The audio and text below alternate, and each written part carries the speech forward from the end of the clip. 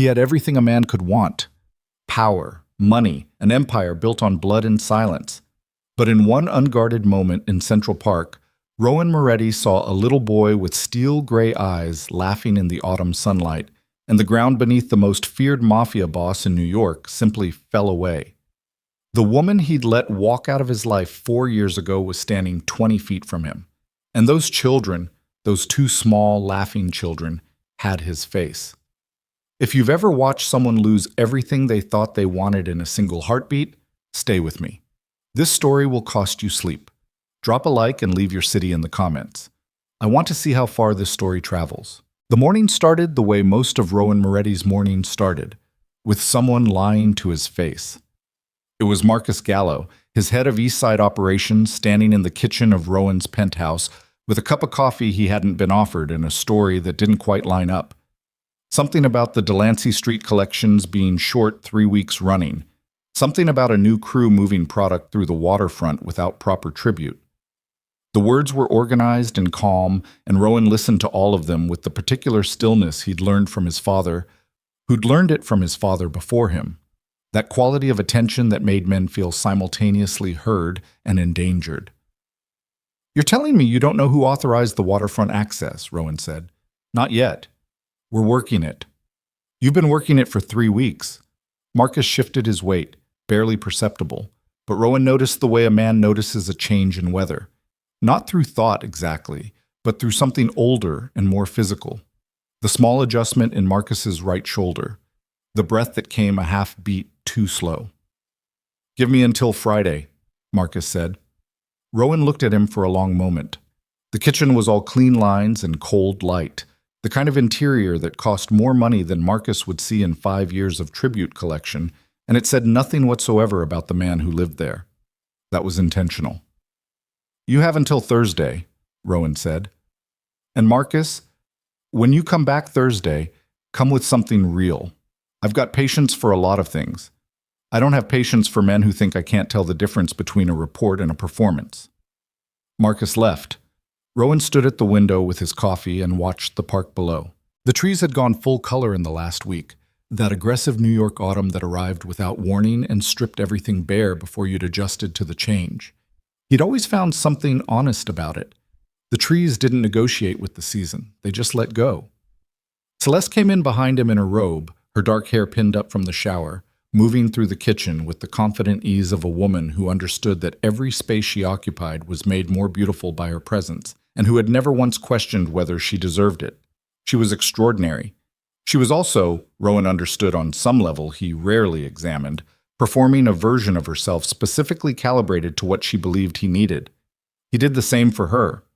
It was a functional arrangement between two people who respected each other and had agreed, without ever saying it directly, that love was a less reliable foundation than shared ambition.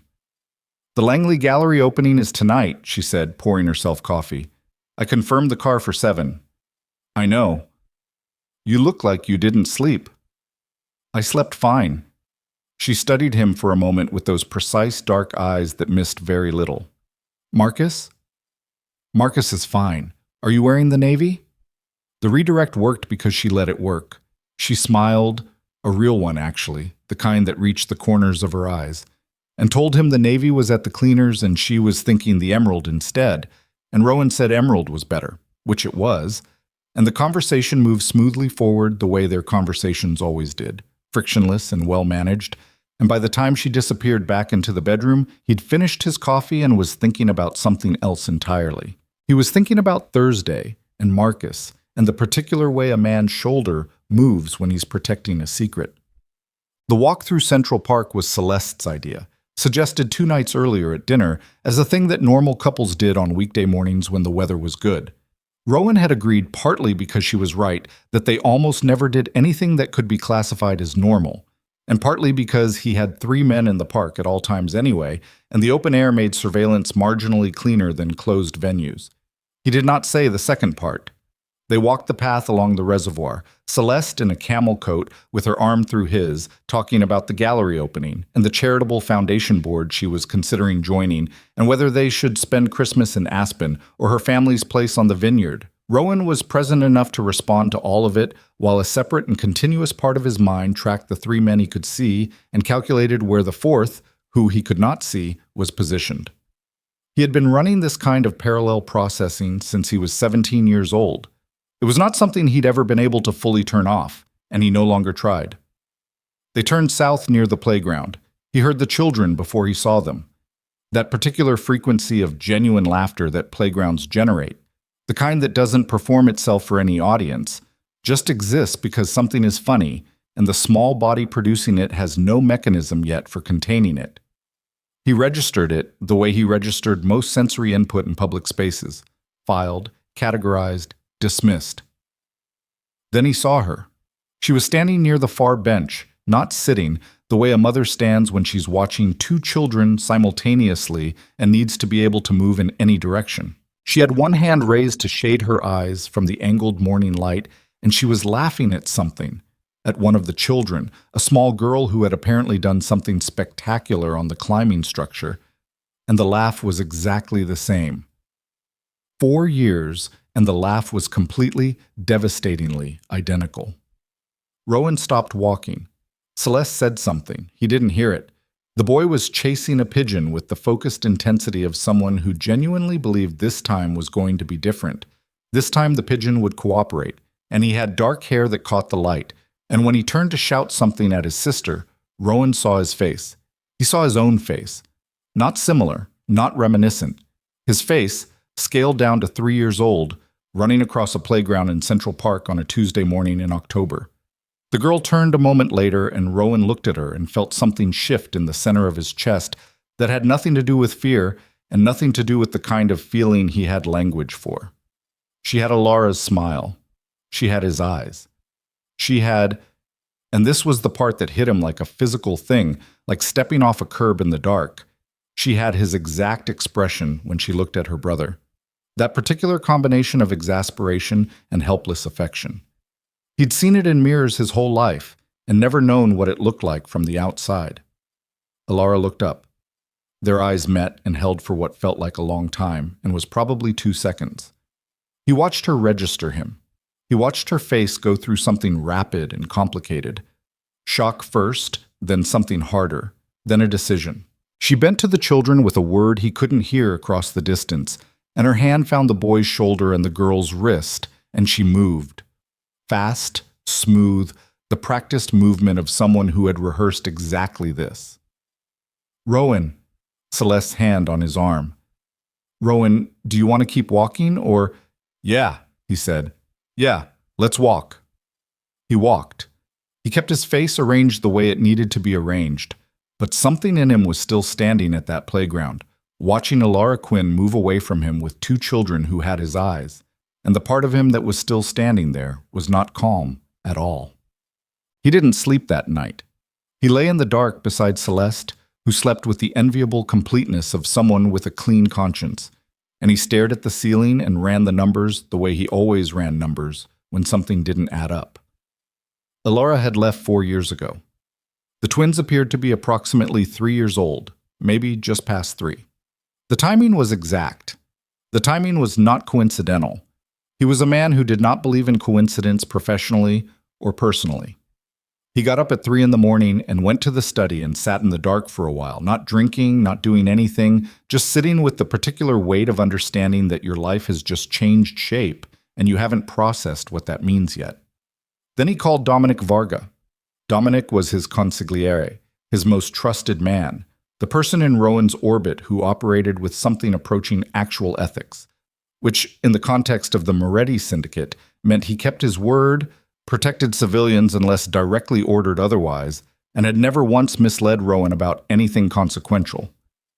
He picked up on the second ring because he always picked up on the second ring. It's 3 in the morning, Dominic said. I need to locate Alara Quinn.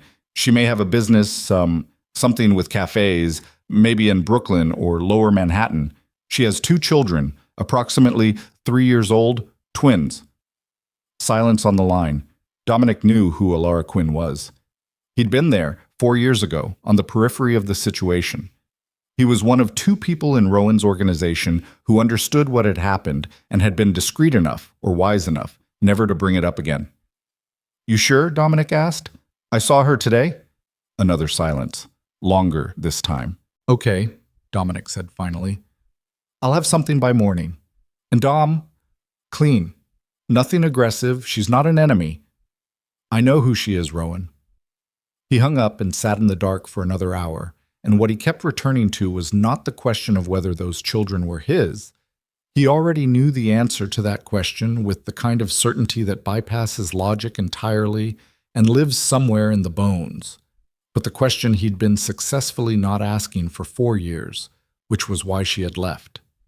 He thought he'd known. He'd told himself he'd known. She'd left because the life was too much. The weight of the Moretti name was too much. The moment at the Hargrove Gala had broken something between them that couldn't be repaired. He'd accepted that narrative and filed it and moved on with the mechanical efficiency that he applied to all painful things. But sitting in the dark at 3 a.m. with the image of a small boy running after a pigeon with his father's face, Rowan understood that the story he'd been telling himself for 4 years had a hole in it large enough to swallow everything else. She'd had reason to leave. She'd had more reason than he'd known. And she had taken that reason with her, alone, and built something out of it, alone. And the specific quality of her movement when she'd seen him, that instant, practiced readiness to protect, told him something about what those 4 years had cost her. The city outside his window was doing its particular nighttime version of itself, sirens and distant traffic and the occasional helicopter. And Rowan Moretti, who had faced down rival bosses and federal subpoenas and his own mother's specific brand of coercive love, sat in the dark and felt, for the first time in years, genuinely afraid. Dominic's report arrived at 7:15 the next morning in the form of a file folder slid across Rowan's desk, actual paper, because Dominic was old-fashioned about certain things and Rowan had never argued with his methods. Harbor Hearth. He read the name twice before he opened the folder. Inside, 3 locations so far, all established within the past 3 years. Brooklyn first, then the West Village, then a newer space in Astoria that had opened just 4 months prior. The business model was genuinely original. Neighborhood cafes with integrated, licensed childcare spaces running simultaneously so parents could work or meet or simply breathe while their children were safe 20 feet away behind a glass partition. The design of the interiors was warm and intentional, and everything about it was oriented toward the particular exhaustion of parents raising small children without much support. He read the quarterly numbers and read them again. The business was not just surviving, it was thriving in a way that suggested Alara had built something that answered a real need and had done it without shortcuts or family money or any assistance from anyone carrying the Moretti name. Revenue was up 41% year over year. The Brooklyn location had a wait list for childcare slots. She'd done all of this alone, with 2 children. He put the folder down and looked out the window at the park, which was bright and cold in the morning light. And the specific quality of what he felt at that moment was not something he was going to examine in front of anyone. He had a meeting in 2 hours with the capos from 3 boroughs, and there was a territorial matter that needed resolution, and he had exactly the amount of time to process none of this before he had to go be the person he was professionally required to be. Her partner? Rowan asked without looking up. No partner of record, Dominic said. Personally or professionally. She's got 2 employees who've been with her since the beginning, both women. One of them helps run the childcare side. The children's preschool is 2 blocks from the Brooklyn location. Any contact with my family? None on record. I checked back 4 years, clean break. Rowan nodded slowly. She know you ran this? I used the clean channel. She's not going to pick it up. Another silence. Outside, a delivery truck was doing something complicated in the street below. Pull it together, Rowan said finally. The whole picture. Everything from when she left. Dominic picked up the folder. At the door he paused. Rowan. He waited until Rowan looked at him. Whatever you're thinking about doing, do it carefully. She's not operating in our world. She built herself a life specifically outside it. I know. I just want to make sure we're both clear on that. We're clear, Rowan said. Go. He drove past Harbor Hearth on a Thursday afternoon, alone in the back of an unmarked car, and told the driver to take the long way around the block twice before stopping. He didn't get out. Through the large front windows, floor-to-ceiling glass on the cafe side, warm amber light against the gray October afternoon, he watched the space operate. It was the Brooklyn location, the original, and it was full. Not crowded in the anxious way that suggested a business trying to be all things, but full in the way that suggested people chose to be here specifically. There were parents on laptops, and parents in conversation, and two older women sharing something from a pastry case that looked homemade. Through the glass partition that divided the cafe from the childcare space, he could see small children at low tables with an adult who was reading something aloud with enough physical commitment that two children in the back were craning forward. Alara moved through the cafe floor the way people move through spaces they built with their hands, not performing ownership, just existing in it. She stopped at a table where a young mother was managing a laptop, a phone call, and an infant in a carrier simultaneously, and said something that made the woman's shoulders drop 3 inches. She carried a small plate of something to an older man who hadn't ordered it. She pushed through the kitchen door and came back a minute later and touched the arm of a barista who looked stressed and said something quiet. Rowan watched for 31 minutes. He'd run companies worth 9 figures. He had people who managed other people, and the whole structure was built on fear dressed up as loyalty. Because that was the only thing he'd ever been taught was durable. What he was watching through this window operated on something else entirely, and he was honest enough, alone in the back of this car on a Thursday afternoon, to acknowledge that he didn't fully understand how. He told the driver to go. That evening, sitting in his study with a bourbon he didn't drink, he wrote a text to the number Dominic had located for him. He sat with his phone in his hand for a long time. The message was 4 words. He revised it to 3, then back to 4. Then he sent it before he could talk himself out of it. "We need to talk." He put the phone face down on the desk and looked at the wall and waited. The response came 22 minutes later. 1 word. Why? He stared at that single word for a long time. It was doing a lot of work. It was doing, in fact, all the work. It was asking him to explain 4 years, a gala, a choice he'd made in silence, a woman who'd walked away with a secret he hadn't known she was carrying. It was asking him to justify a contact he had no right to initiate. It was also, and he understood this in the way you understand things that you don't want to understand, giving him the opening he had no right to expect. He wrote back, "I saw you in the park. And the children." He sent it, put the phone down again, picked it up 11 seconds later. Her response took 40 minutes, long enough that he'd started to believe she wasn't going to answer, which would have been her right, and he'd known it. Saturday, 10 a.m.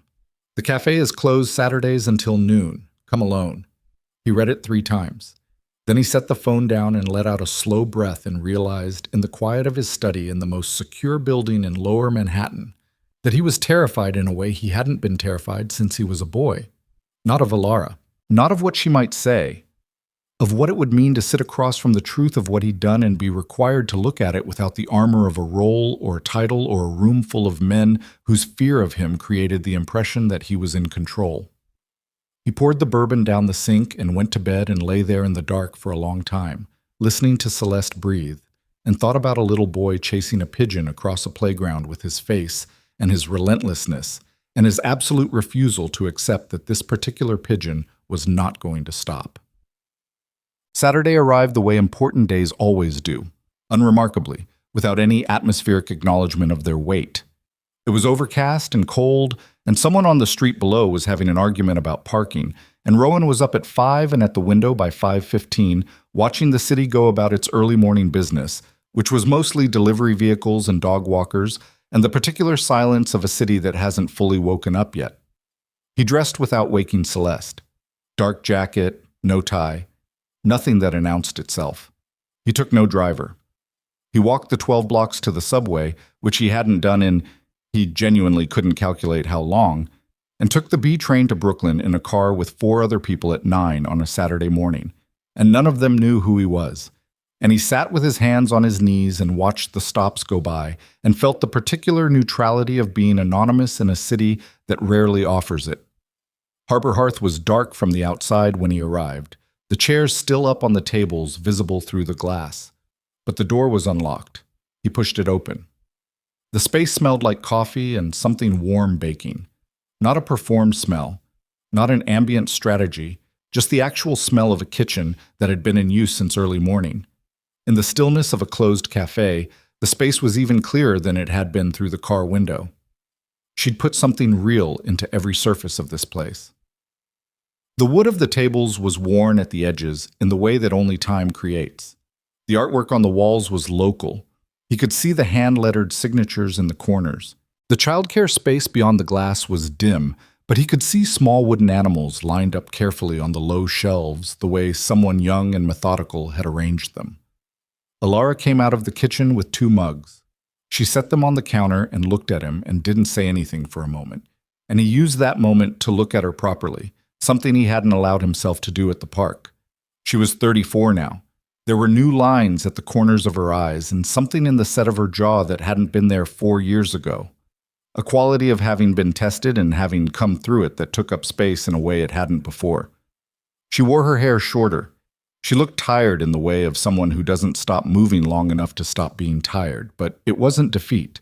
It was just the texture of a life that didn't leave room for rest. She was the most quietly formidable person he had ever been in a room with, and he'd spent his adult life in rooms with men who made entire neighborhoods afraid. "Sit down," she said. He sat. She sat across from him at the counter, not the same side, not the opposite end, directly across.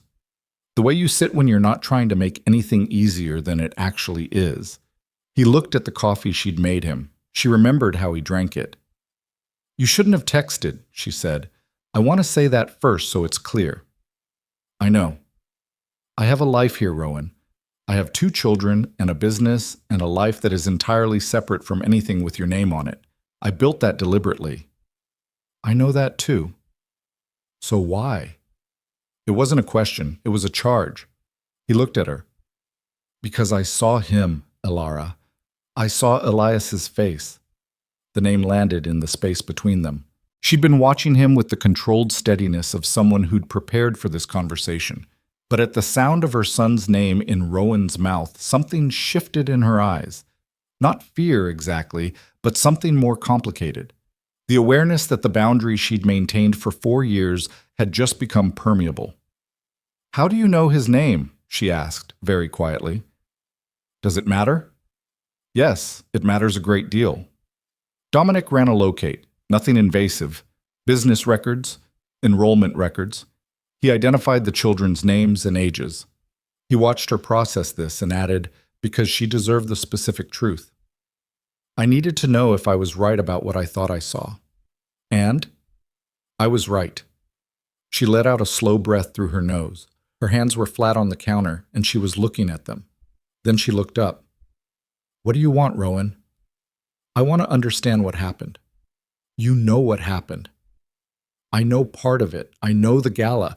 I know I didn't—" He stopped, found the right sentence. "I know I didn't defend you. I know what that cost. I've known that for 4 years." "Then you know why I left." "I know why you left. I don't know why you didn't tell me about the children." The silence that followed was different from the ones before it. It was the silence of someone who has held something alone for a long time and is now being asked to transfer the weight of it to another person who may or may not be capable of carrying it. Alara looked at him, not with anger, or not only with anger, with the specific exhaustion of a woman who has had this conversation in her own head approximately 10,000 times and is now being required to have it out loud with the person it concerns most. "I found out 6 weeks after I left," she said. "I was in Chicago at my cousin's place. I just started to feel like I could breathe again." She paused. "I sat with it for 3 weeks before I made any decision. I want you to understand that. I didn't decide in a panic. I thought it through." "Okay." And what I kept coming back to was, what would I be bringing them back to? Not just the danger. Not just the people who would see them as leverage or liability before they were a year old, but the specific thing your family did at that gala. She leveled her eyes at him. "Your mother told me in front of 60 people that I was a distraction you'd outgrow. She called my background charming for a night. She made sure every woman in that room understood that I was tolerated, not accepted. She stopped. And you stood there. I know. You stood there, Rowan. I kept waiting for you to say something, even one thing. And you didn't. I know, he said again. It was all he had, and he said it without deflection because it was the truth, and she was owed the truth without padding. I was wrong. I've been wrong about that for 4 years. She studied him. That's not enough. You understand that. I understand that. Then what are you here for? Because if you're here to acknowledge that you were wrong, and then go back to your penthouse, and your fiancé, and your whatever the Moretti Syndicate is dealing with this week, then we're done. Finish your coffee and go. He didn't reach for the coffee. He sat with the specific discomfort of a man who has arrived at a moment that requires him to say something true about himself without the protection of preparation or control. I want to know them, he said. Elias and Lena, I don't know yet what that looks like. I don't know what you'll allow or what's possible or what's right. But I saw that boy in the park, and I need you to know that whatever I've failed at, and I've failed at most things that matter, so I'm not going to walk away from that. Alara looked at him for a long time. The cafe was very quiet. Somewhere in the kitchen, something was ticking. You don't get to decide what you walk away from anymore, she said finally. I get to decide that. My children get to decide that when they're old enough to. You don't walk in here with your money and your family name and start making decisions about what you're and aren't going to do. That's not how this works. Tell me how it works then. I don't know yet. I need to think. He nodded. And you need to understand something else. She leaned forward slightly. This cafe, these 3 locations, everything I've built, I built it without you. Without Moretti money, without Moretti connections, without a single phone call to anyone in your world. I did that. Me and 2 employees and an SBA loan and 4 years of not sleeping enough. Her voice didn't rise. It stayed level, which was worse. You don't get to be impressed by it and then decide it belongs to some story about the 2 of us. It doesn't. It's mine.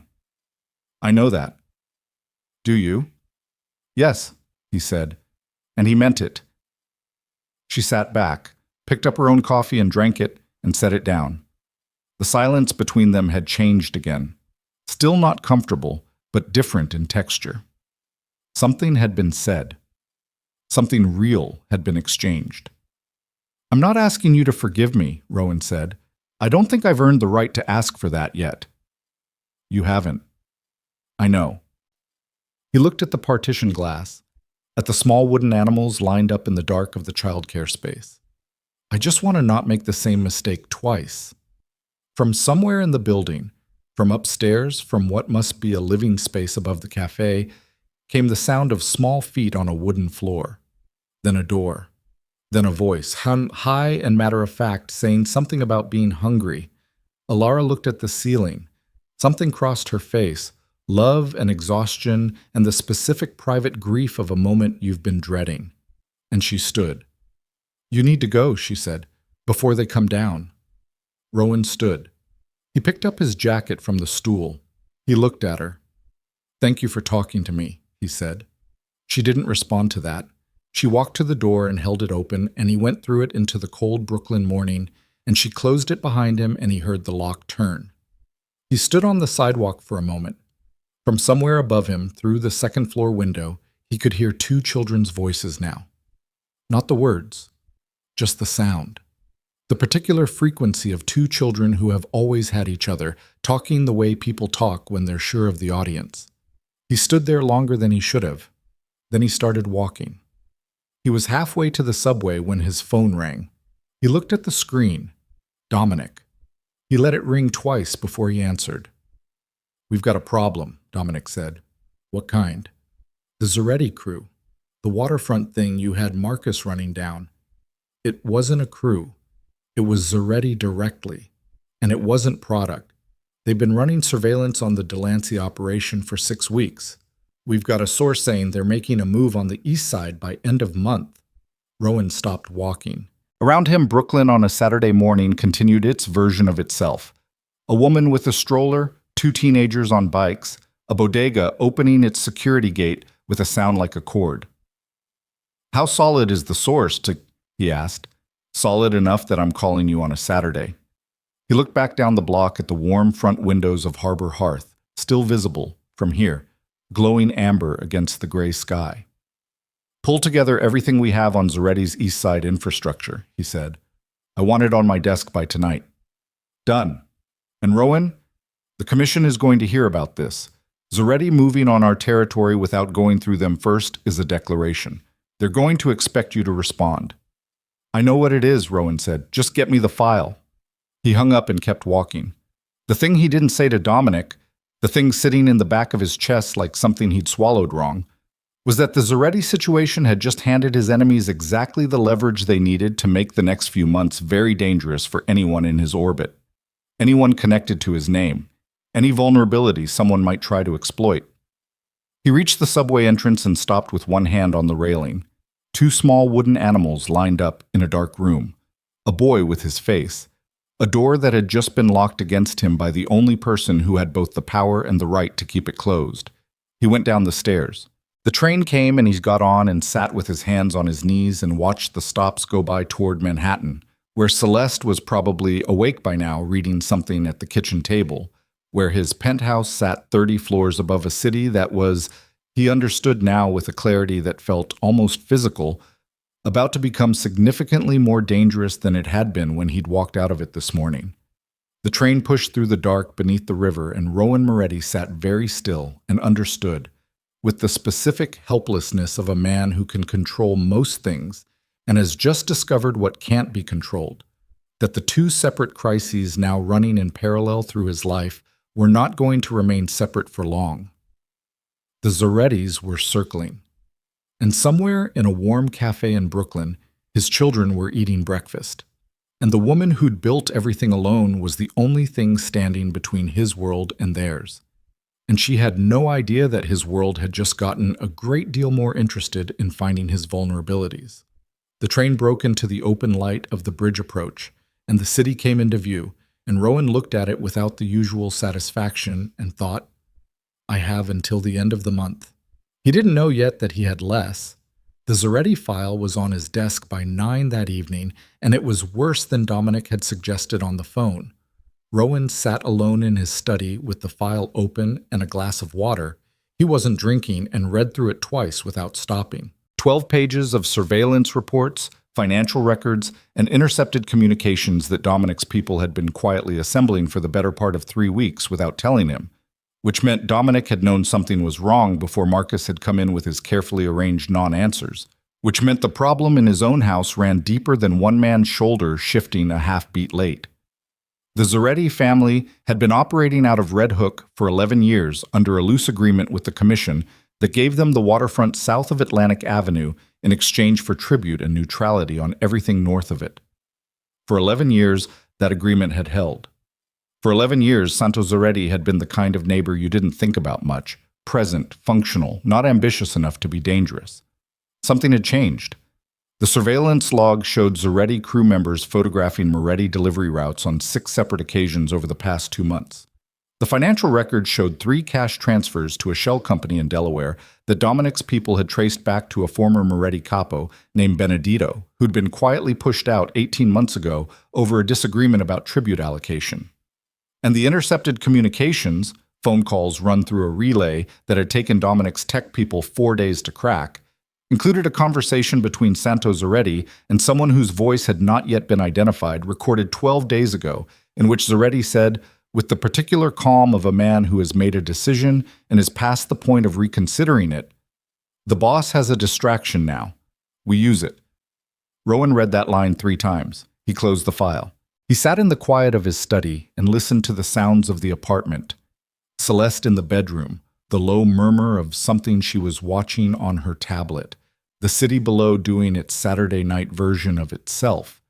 And he thought about the word distraction and what it meant that Santo Zaretti had used it, and more specifically what it meant that someone had told him there was one.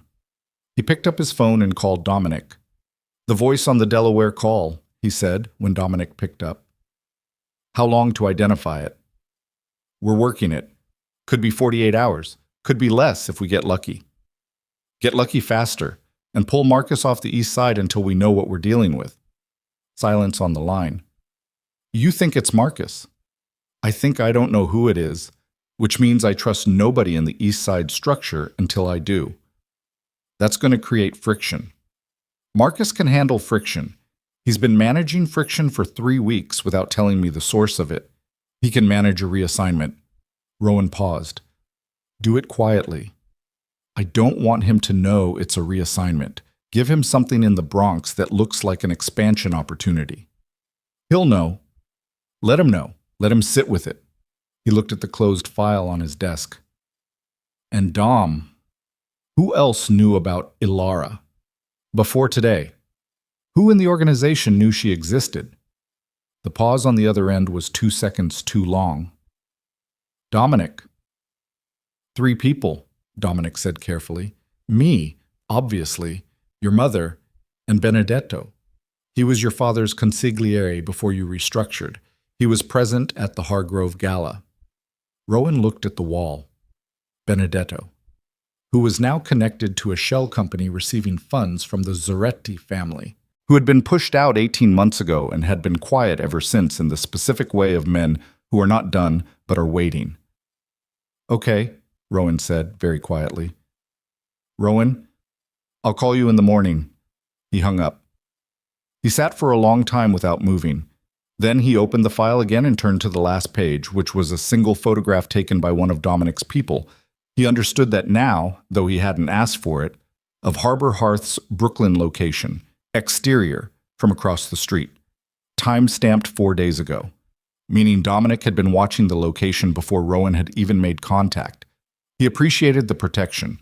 He was also aware that this photograph now existed, and that information, once it existed, moved. He closed the file again and put it in the drawer and locked it. He told Celeste on Sunday. Not everything. Not the children. Not yet.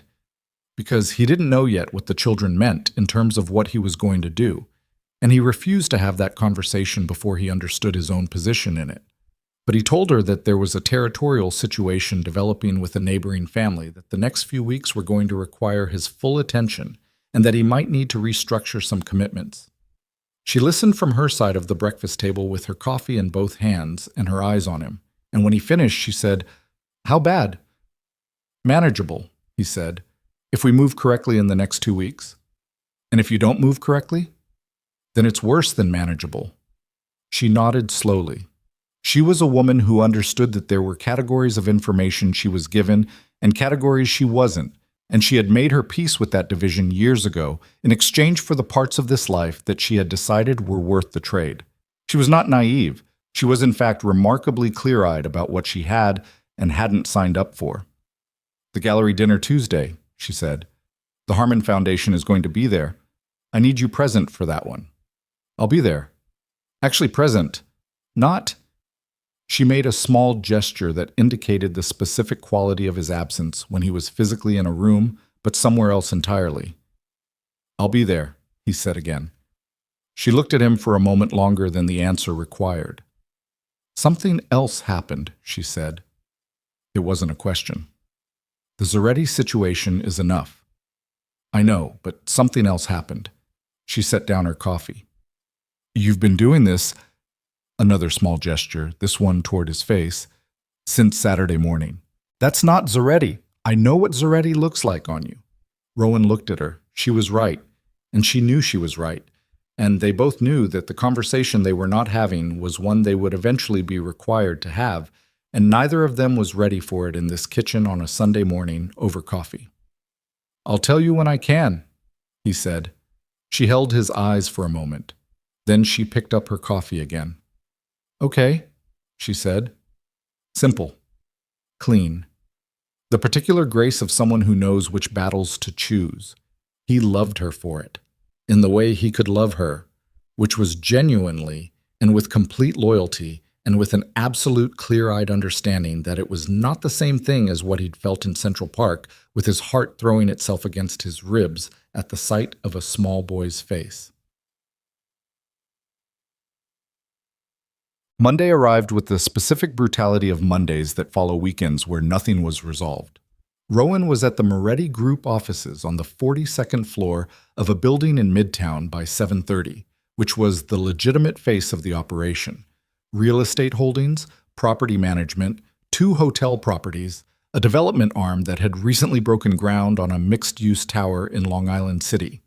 The offices were real, and the work was real, and the people who populated them were, for the most part, entirely civilian and entirely unaware that the man in the corner office ran a second organization that was considerably less legal and considerably more dangerous.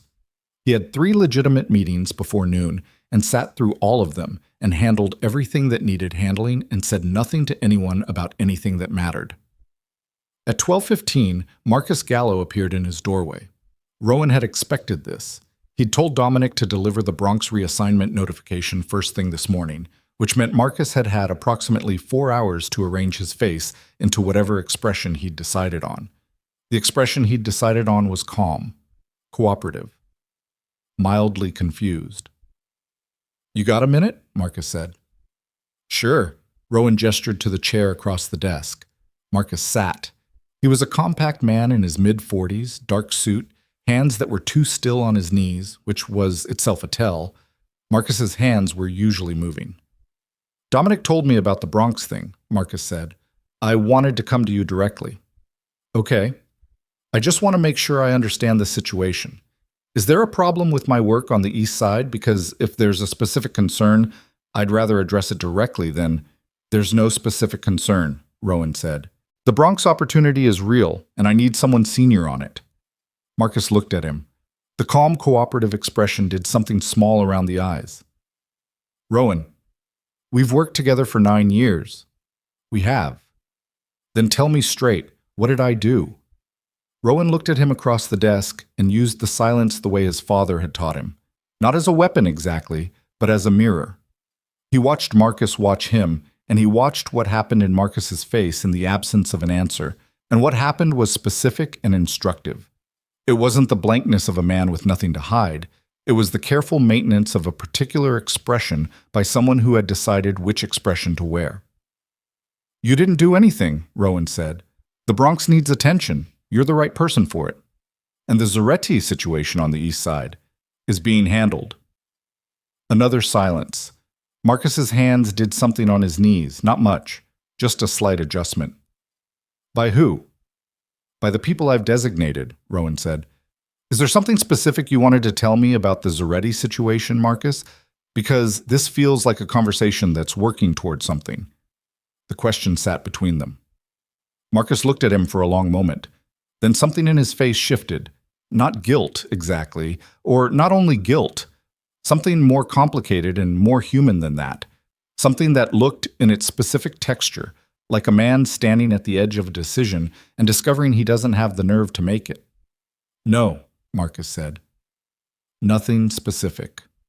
"Then we're good." Marcus stood. At the door he paused. They always paused at the door. Rowan had noticed this about men who were working through something. They used the door as a final opportunity.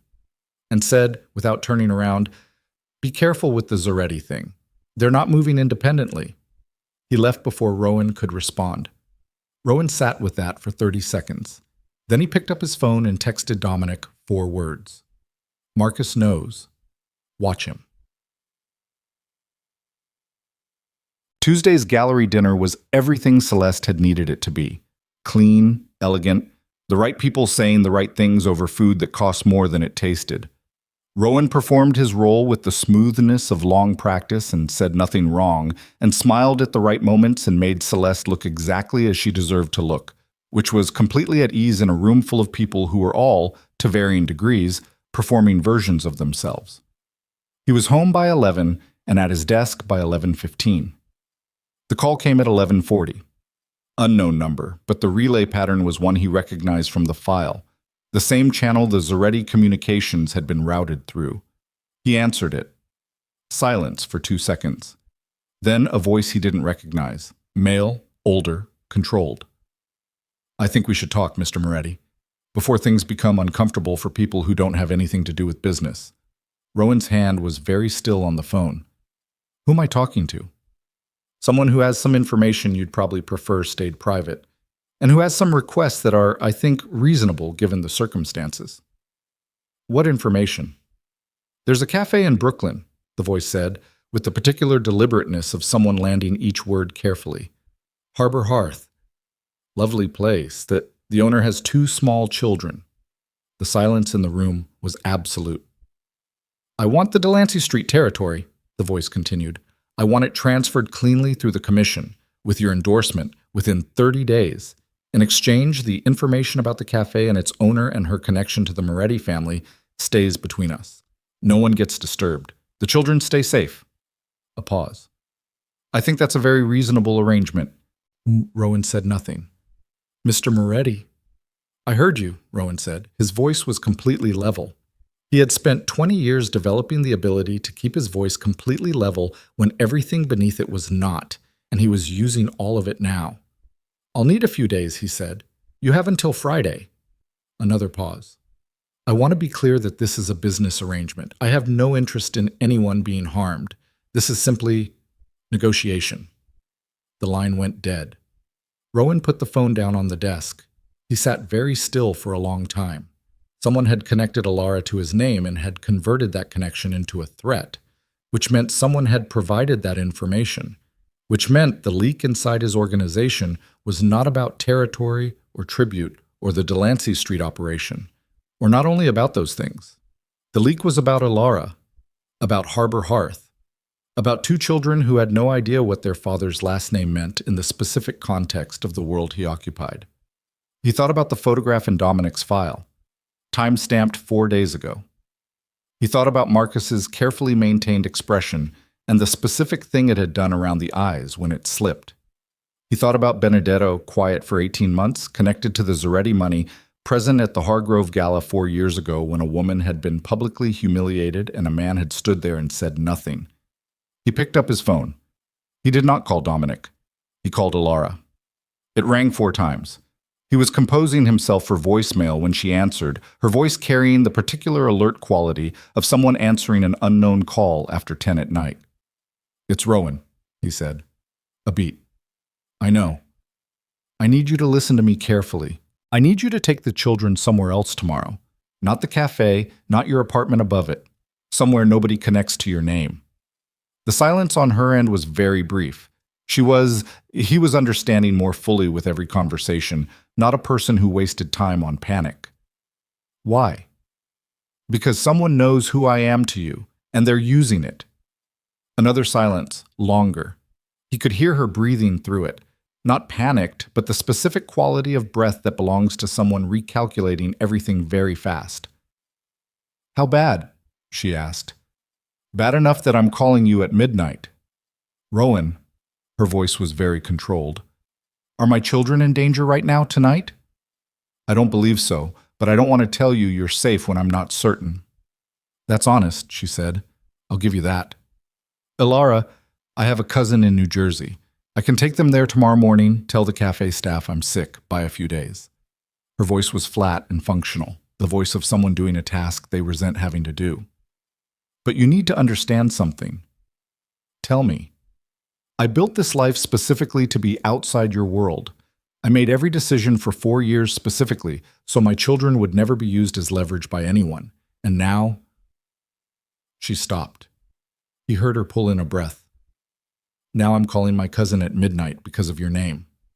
He didn't have a response to that. There wasn't one. Fix it, she said.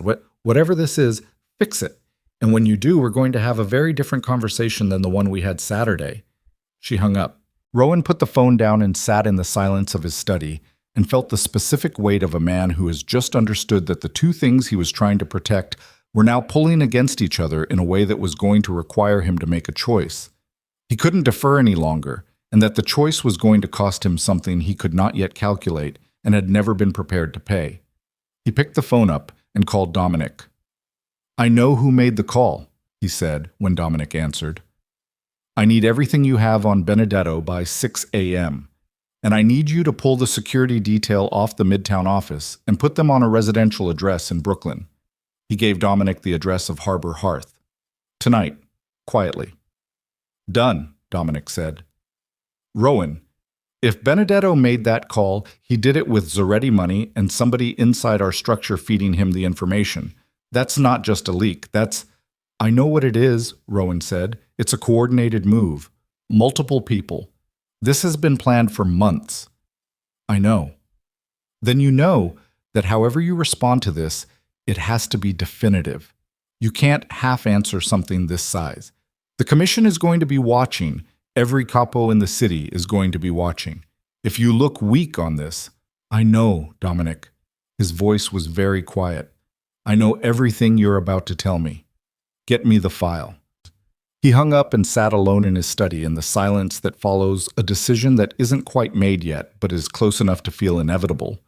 And he thought about a woman packing two small children into a car at midnight because his name had found her. And he thought about what he'd said in a closed cafe on a Saturday morning. I'm not going to walk away from that. And he thought about the specific irony of a man who had spent 20 years making himself impossible to threaten, discovering that the one thing that could actually threaten him was the only thing in his life he hadn't chosen. It had chosen him. In a park, on a Tuesday, in October, with steel gray eyes and a laugh he hadn't heard in 4 years. And now someone was trying to use it. He opened the desk drawer and took out the Zaretti file and set it on the desk in front of him. And this time when he opened it, he was not reading it as a man trying to understand a territorial dispute. He was reading it as a man deciding how far he was willing to go.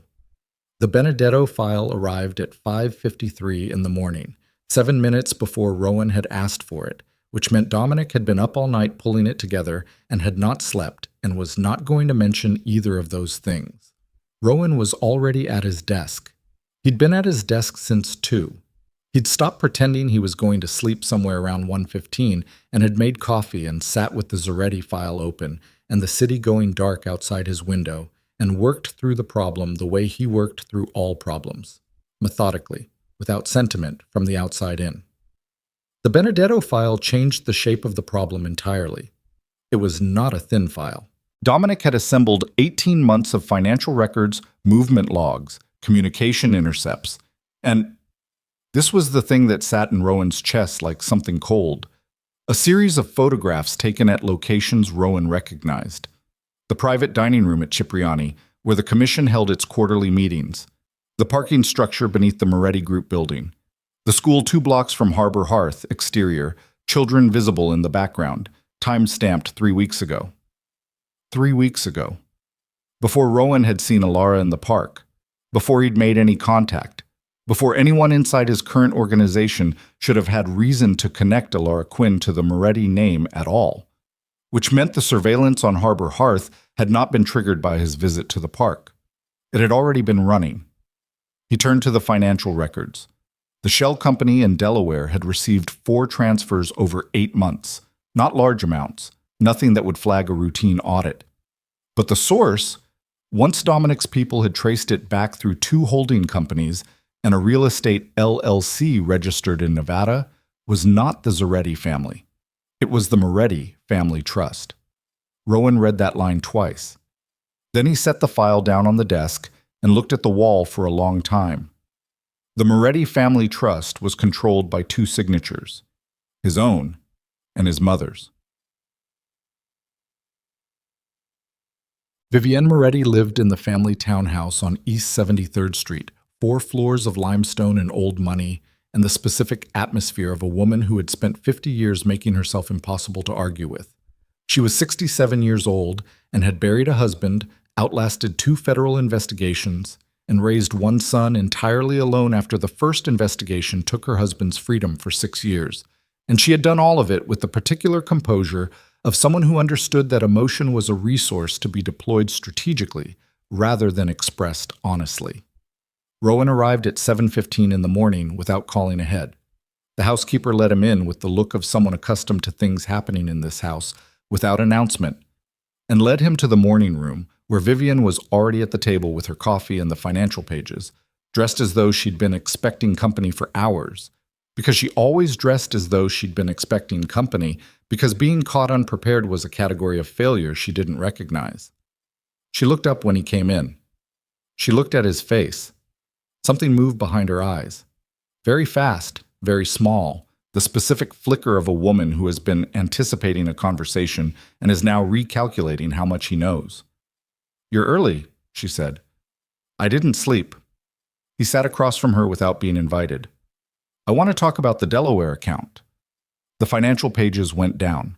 She folded them precisely, corner to corner, and set them beside her coffee cup. "All right," she said. "I want to know when you authorized the transfer to Benedito's holding company. And I want to know what you told him about Alara Quinn." The room was very quiet. Outside, East 73rd Street was doing its early morning version of itself.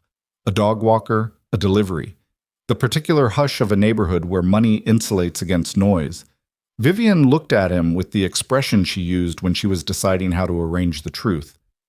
"Don't," Rowan said. "Don't arrange it. Just tell me." She picked up her coffee, set it down without drinking. 8 months ago, she said. 8 months. He did the math automatically. 3 months before he'd run into Alara in the park. 5 months before the Zaretti call. 8 months of something running beneath his organization that he hadn't seen because he hadn't known to look. "You knew about the children," he said. "I've known about the children for 2 years." The floor did something. Not literally. The floor was exactly where it had always been, but something shifted in the room's gravity, and Rowan sat with it and breathed through it and kept his face where it needed to be. 2 years, he said. "A private investigator. One of your father's old contacts. I commissioned a locate on Alara Quinn approximately 2 years ago because I wanted to know where she was and whether she was a liability. She wasn't a liability. She had 2 children with my son's face," Vivian said, with the specific calm of someone delivering a fact rather than an admission. That made her a potential liability, regardless of whether she intended it. Rowan looked at his mother. He had looked at her across tables and in courtrooms and at his father's graveside, and in the specific aftermath of decisions that had cost both of them things they hadn't fully accounted for, and he had never in any of those moments felt what he felt now, which was the particular kind of cold that isn't temperature, but is instead the sensation of understanding that someone you have trusted without reservation has been operating on a different set of priorities than you knew. "What did you tell Benedetto?" he asked. "I told him that Alara Quinn existed, that she had children who were almost certainly yours, and that her location needed to remain managed, contained, protected from becoming a problem. And the Zaretti connection? Did you know about that?"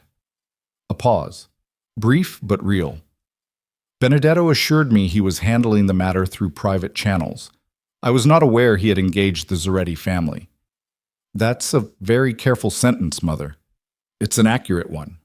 Rowan stood. He walked to the window and looked out at the street and breathed for a moment, just breathed, because the alternative was something he couldn't afford in this room with this woman at 7 in the morning when he had 17 things that needed to happen before noon. "You funded a surveillance operation on the mother of my children," he said to the window. "You funneled money through our family trust to a man we pushed out of the organization, and you did it without telling me. I did it to protect the organization. You did it to control the situation." He turned around. "There's a difference, and you know it." Vivian looked at him. In her eyes was something he rarely saw there. Not guilt exactly, but the acknowledgement of a calculation that had run longer than intended and produced consequences she hadn't fully modeled. "I was protecting your future," she said. "The syndicate requires a certain—" "Don't." His voice was very quiet. The quieter he got he'd learned from his father, the more people listened. "Don't tell me what the syndicate requires. I've been running it for 7 years. I know what it requires."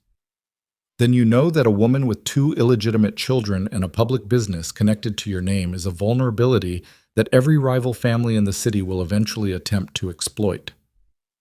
"Someone already did, last night, on a phone call that used the information you gave Benedetto." He watched her face.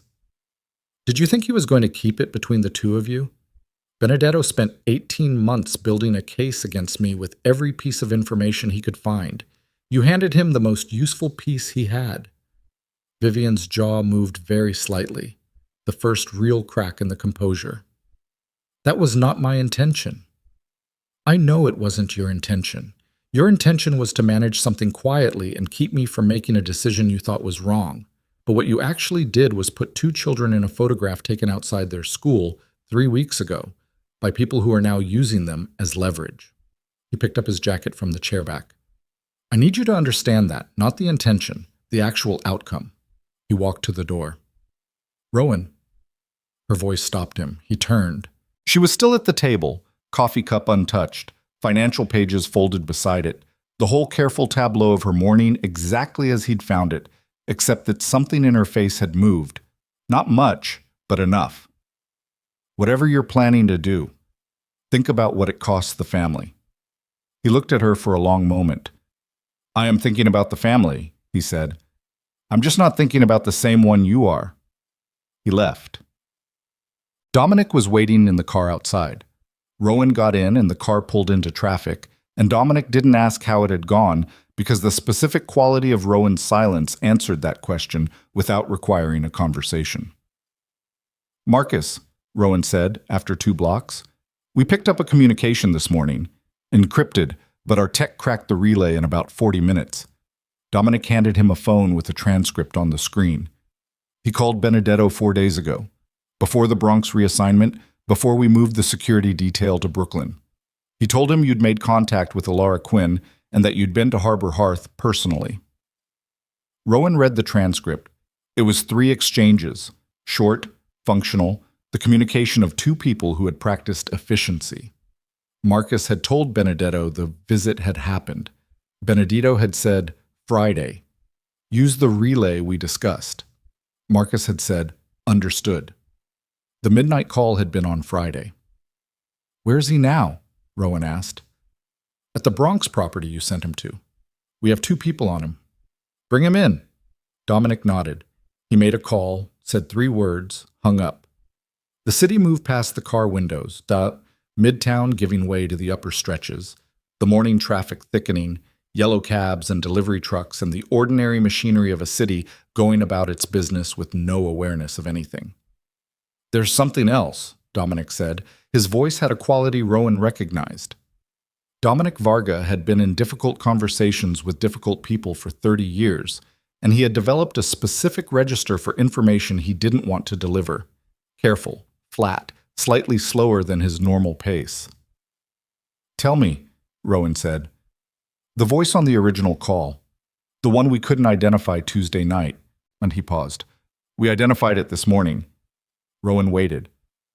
It's not Benedetto, Dominic said. Benedetto made the introduction, facilitated the Delaware account, but the voice on that call, the one who made the actual demand, the Delancey territory, the 30-day deadline, that's Santo Zoretti's underboss, a man named Carlo Reyes. I know who Carlo Reyes is. Then you know he doesn't make a move like this without authorization from above Zoretti. Dominic turned to look at him directly. Someone on the commission, Rowan. Someone at that level either authorized this or knows about it and is letting it run. The car stopped at a light. Rowan looked out the window at nothing in particular. A commission member. Which meant this was not a territorial dispute that had gotten complicated. It was a coordinated effort to remove him, not through violence, which would require its own commission approval and its own consequences, but through the slower and more devastating method of compromising him, making him choose between his position and his children, letting him make the wrong choice or the right one and using either outcome against him. If he surrendered the Delancey territory, he looked weak. Every family in the city would read it as a sign that the Moretti boss could be leveraged through personal pressure, and there would be no end to it. If he refused and something happened to Alara or the children, he would never recover from it, not operationally, not personally, not in any sense that mattered. And if he moved against Zoretti without commission approval, he was the aggressor. He was the one who broke protocol. He was the one who handed the commission a reason to sanction him. It was elegant, he thought. Whoever had designed it understood him well enough to build a trap that worked regardless of which direction he moved. Who on the commission? He asked. We don't know yet. The connection is there, but we haven't traced it to a specific seat. How long? Days. Maybe less. The light changed. The car moved. Rowan thought about the photograph of the school. Children in the background, time-stamped 3 weeks ago. He thought about Alara in a car to New Jersey at some point this morning, two children in the back seat who didn't know why their Tuesday was different from other Tuesdays. He thought about the voice on the phone. I want to be clear that this is a business arrangement. I have no interest in anyone being harmed. And he understood that this statement was true in the specific and limited sense that harming the children was not the plan. The plan was the threat of it. The plan was to make him believe it was possible and watch what he did with that belief. It was working. Set up the meeting with Marcus, he said. Somewhere private, not a Moretti property. How private? Private enough that nobody who isn't in the room knows it's happening. Dominic nodded and made another call. Rowan looked at his phone. There was a text from Alara sent 40 minutes ago. A single word. The address of her cousin's place in New Jersey, which he understood was not an invitation, but a communication of location in case things moved faster than either of them was prepared for. He read it twice and put the phone away. The car pulled into a parking structure in the West 40s, third level, which was a location Dominic used for conversations that didn't happen. It was already there when they arrived. A black car, Marcus Gallo standing beside it in the gray concrete light, two of Dominic's people 10 feet back. Marcus looked at Rowan when he got out of the car. He looked at the two men behind Dominic. He made the calculation very fast. Rowan could see him making it, see the moment it resolved.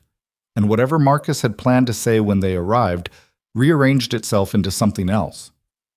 I want you to know, Marcus said, before Rowan had spoken, that I didn't know about the children. I didn't know he was going to use them. I know, Rowan said. Marcus blinked. You know. You're not the kind of man who puts children in a photograph, Marcus. You're the kind of man who tells himself what he's doing is about business and then finds out it wasn't. Rowan looked at him. How long have you been talking to Benedetto? A pause. 14 months? What did he offer you? The West Side operation, full control, no tribute split. He said when things changed at the top, when the restructure happened, I'd be positioned. When things changed at the top, Rowan repeated. So you've been expecting a restructure. Marcus looked at the concrete floor. There's been talk, commission level, that the Moretti operation has become unfocused, that you've been distracted by personal matters. He looked up. I didn't know what the personal matters were, not until you told me about the waterfront and I put it together. And then you called Benedetto. I told him you'd made contact with the woman. I didn't know what he was going to do with it. His jaw set. I swear to you, I didn't know about the children. But you knew about the leverage. Silence. You knew, Rowan said, that whatever he had on me, calling him with an update was going to make it more usable. You knew that and you called him anyway. Marcus looked at him. In his face was the specific expression of a man who has arrived at the end of a sequence of choices and is seeing them clearly for the first time, all of them, in a line, and understanding what they add up to. Yes, Marcus said. Why are you telling me this now? Because he stopped, exhaled. Because I have a daughter. She's 7. And I looked at what Benedetto did with that photograph, and I thought about someone taking a photograph of her outside her school, and He stopped again. It's not enough. I know it's not enough, but it's the truth. Rowan looked at him for a long moment. You're done on the East Side, Chait, he said. You're done in the organization. You'll receive what you're owed and you'll disappear cleanly, and if I ever hear from you again through any channel for any reason, it will not go the way you'd prefer. Marcus nodded. One single nod, no negotiation. He'd known this was the best possible outcome walking in. One more thing, Rowan said. The commission member, who's behind this? Marcus looked at him. I don't know for certain. Best guess? A long pause. Ferrara, Marcus said. Vincent Ferrara. He's been positioning for 2 years. He wants the East Side for his nephew. Getting you out cleanly, some leveraged out, not violent, gives him the territory without triggering a war he'd lose. Vincent Ferrara, third-generation commission seat, old enough to have known Rowan's father, careful enough to have survived 4 decades without direct conflict, smart enough to build something like this through proxies and distance, and a man named Benedetto who was willing to be used. Go, Rowan said to Marcus. Marcus went. The sound of his car faded down the parking structure ramp, and then there was just the concrete quiet, and Dominic standing 2 feet away, and the particular weight of a morning that had started with a file and had arrived here. "Ferrara," Dominic said. "Yes." "If we move against him without proof, I know. And if we go to the commission with what we have, which isn't enough, and Ferrara is sitting at that table, I know, Dominic." Rowan looked at the concrete ceiling. "We need the proof before we move, which means we need Benedetto. Benedetto's not going to talk willingly. I know. And every hour we spend building the case is another hour that Alara and the children are in New Jersey because someone knows their address. I know that too." He turned and walked back toward the car. "Get me Benedetto. I don't care how." He got in the car. The door closed. Through the windshield, the concrete levels of the parking structure stacked up above him, gray and functional and ugly. And he sat with the specific exhaustion of a man who has been awake for 30 hours and has discovered in those 30 hours that the threat to his family came not from his enemies, but from inside his own house, built over years, funded through his own trust, by people who had decided his choices needed managing before he got around to making them. His phone rang. He looked at the screen. The number was Alara's. He answered it immediately. "Are you in New Jersey?" "Yes." Her voice was strange, flat in a way that wasn't her control, something else. "We're here. The children are fine." A pause. "Rowan, there's a woman outside my cousin's house." He went very still. "She arrived 20 minutes ago. She's been sitting in a car across the street.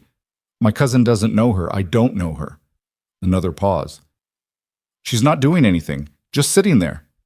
The parking structure was very quiet. "Get the children into the back of the house," Rowan said, "away from any window facing the street. Do it now, while we're talking." He heard movement. He heard her voice, changed, directed at someone else, her cousin, probably. And then the sound of small footsteps and a child asking something and Alara's voice again, steady and redirecting. The voice of a woman who has decided her children will not hear whatever is in her chest right now. "Done," she said, back on the line. "Stay on the phone with me." He looked at Dominic, who was already on his own phone. "I'm getting someone to you in 20 minutes. "Rowan," her voice was very quiet, just for him. "I need you to tell me right now, honestly. Is this going to stop?" He looked out through the windshield at the concrete wall in front of him. "Yes," he said. "How?" He thought about everything he'd read in the last 12 hours. Ferrara, Benedetto, his mother's carefully folded financial pages, Marcus in a parking structure saying, "I have a daughter," a photograph time-stamped 3 weeks ago with children visible in the background. He thought about what it was going to take to end this cleanly, what he was going to have to do and say and give up and become in order to make the specific threat to these specific people go away permanently. He understood the shape of it now. He'd been seeing it for the last hour, the outline of the choice sitting at the end of all the other choices, waiting. "I'm going to have to do something that can't be undone," he said. Alara was quiet for a moment. "Then do it," she said. He looked at Dominic, who had finished his call and was looking back at him with the expression of a man who has been in this work long enough to know when a situation has arrived at the moment where everything changes. "Set up the commission meeting," Rowan said. "All seats. I want it called for Thursday." Dominic's eyebrows moved very slightly. "On what grounds?" "You need a reason to call an emergency session. Tell them the Mafia Boss has something to say about Vincent Ferrara," Rowan said. "That'll be reason enough." "And if Ferrara gets word before Thursday and moves first?" Rowan looked at the phone in his hand, Alara still on the line, still in a house in New Jersey, with his children in a back room away from the windows, because someone had followed her there and was sitting outside in a car, as a reminder that there was nowhere she could go that the threat wouldn't follow. "Then we find out how far he's willing to take this," Rowan said, "and we make sure the commission sees exactly that before I'm done." The woman outside Alara's cousin's house left at noon. Rowan knew the exact minute because Dominic's man, a quiet, reliable person named Theo, who had arrived in New Jersey in 43 minutes flat, sent a 2-word text at 12:04. "She's gone."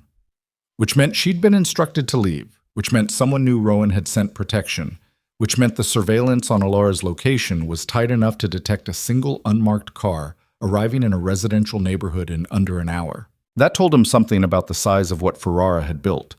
He spent Wednesday in controlled motion.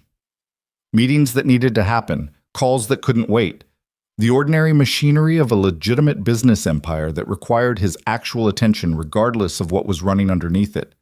He sat through a property development review and a hotel management briefing and a 40-minute conversation with a lawyer about a zoning variance in Long Island City, and he was present for all of it in the functional sense and absent from all of it in every sense that mattered. Because the part of him that wasn't performing the role of Rowan Moretti, legitimate businessman, was running the same calculation on a continuous loop. What he had, what he needed, what Thursday's commission meeting required him to walk in with, and whether he was going to have it in time. Dominic got to Benedetto on Wednesday evening. He didn't tell Rowan how. He sent a message at 7:42 that said, "We have what we need. Come to the warehouse on Coffee Street." Rowan left the Midtown office, took no driver, told no one where he was going, and was in Brooklyn 25 minutes later. The warehouse was a legitimate Moretti property, storage for a restaurant supply company the organization owned through 3 intermediaries, and Benedetto was in the back office, sitting at a metal table under fluorescent light, looking like a man who had spent the last several hours understanding that his options had narrowed considerably. He was 61 years old and had the particular look of men who have spent their lives in proximity to violence without being required to perform it themselves. Soft in the face, hard in the eyes, the combination that belongs to people who give orders rather than carry them out. He'd been Rowan's father's consigliere. He'd sat at dinner tables in this family.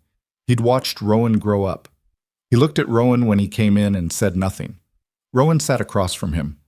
"I'm going to the commission Thursday," Rowan said. "I'm going to present what I have on Ferrara. The Delaware account, the Zoretti connection, the surveillance on the woman and the children." He put both hands flat on the table. "What I need from you is the direct link. Something that puts Ferrara's authorization on this specifically. A communication, a transfer, a meeting, anything that has his fingerprints and isn't deniable." Benedetto looked at him. "And if I give you that, you walk, clean. You keep what you've accumulated in the last 18 months, and you disappear from New York, and you don't come back. You'd let me walk." "I'd let you walk." Benedetto was quiet for a moment. He looked at the table. He looked at his own hands, which were folded in front of him with a stillness that suggested he'd made a decision before Rowan arrived, and was now simply waiting to execute it. "There's a recorded call," he said, 12 weeks ago. Ferrara called me directly. Not through a relay, his actual number, which was either arrogance or a test, and authorized the full operation. The surveillance, the Zoretti engagement, the leverage play. Everything. "Where is it?" "A safety deposit box at a bank in Midtown. The key is in my apartment." He looked up. "You let me go get the key. I'll have it on your desk before midnight." Rowan looked at him for a long time. Dominic, behind Rowan's left shoulder, was very still.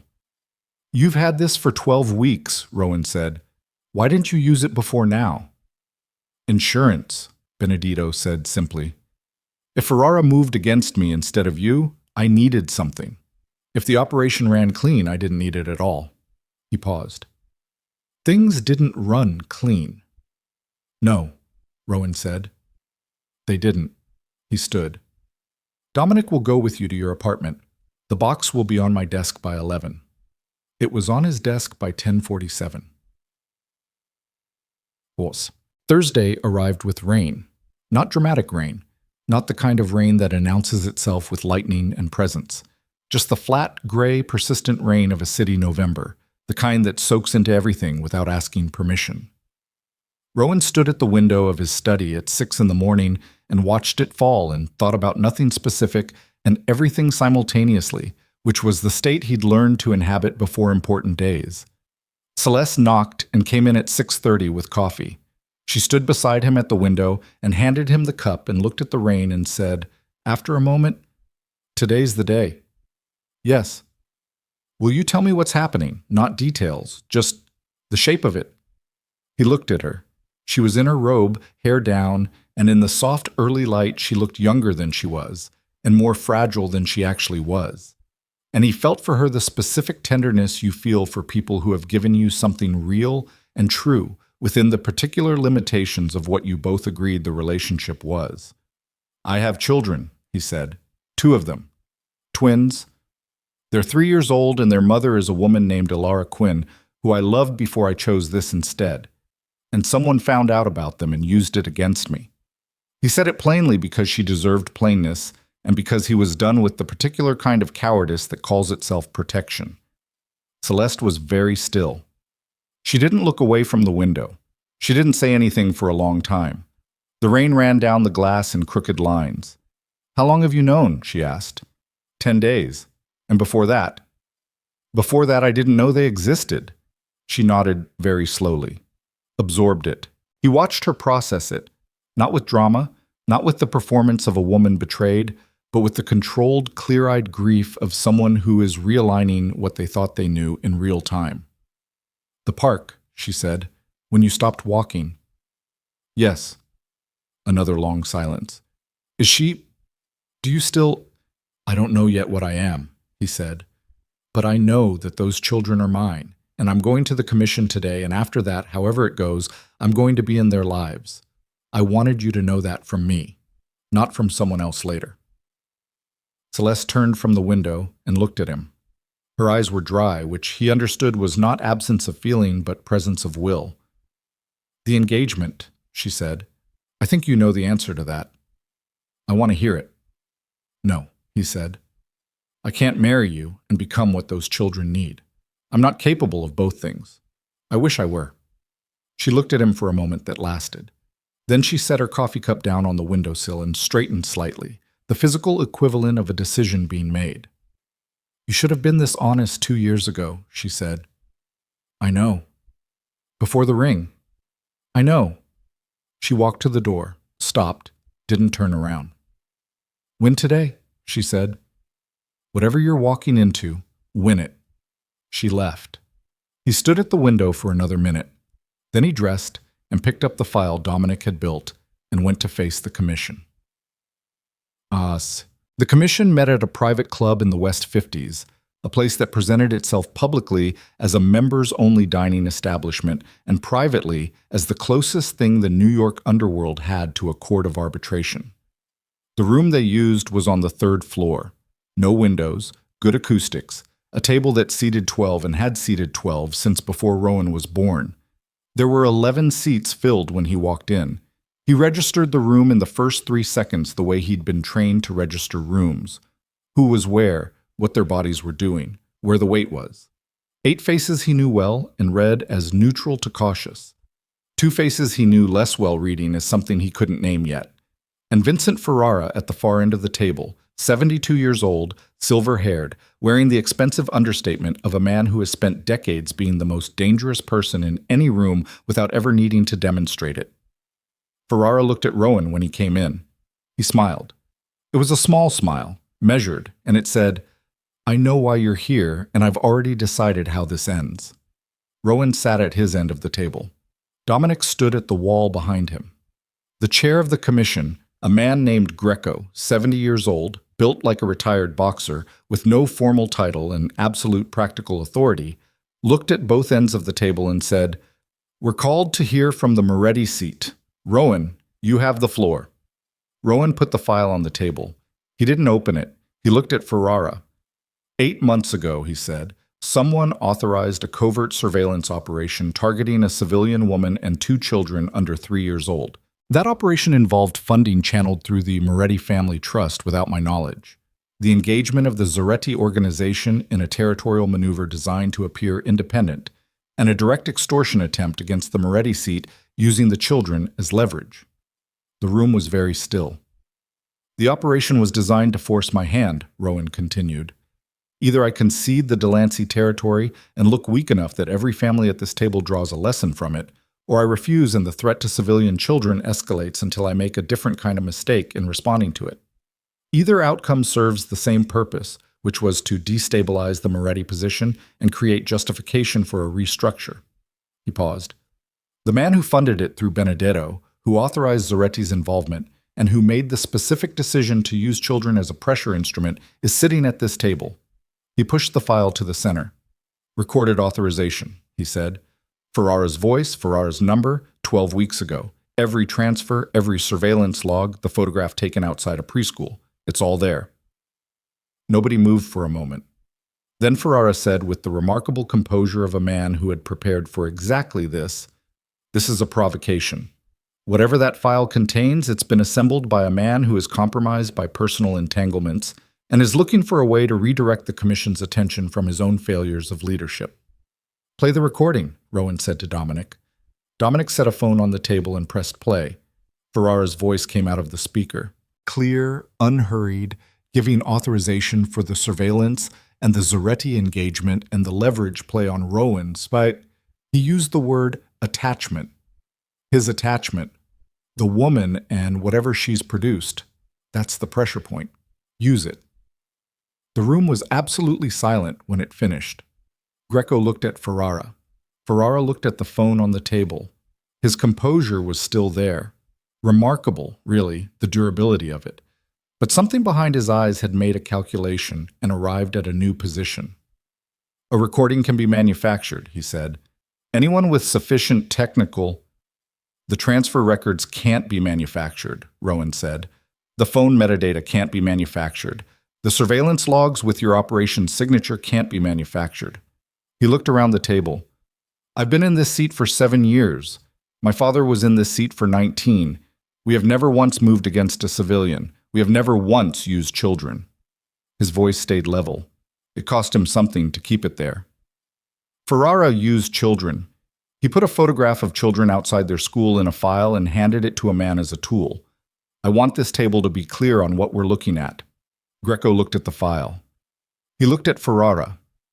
He was a man who had run this commission for 11 years by never moving fast on anything and never letting sentiment drive a conclusion, and he sat with both hands flat on the table and breathed for a moment.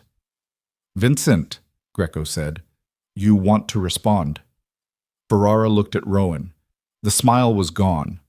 What was underneath it was something older and colder and considerably more honest. "You've had a difficult 10 days, he said. "I understand that. But what you're calling an operation, I would call a necessary intervention in a situation that had the potential to embarrass this commission through your personal choices. My children are not a commission matter.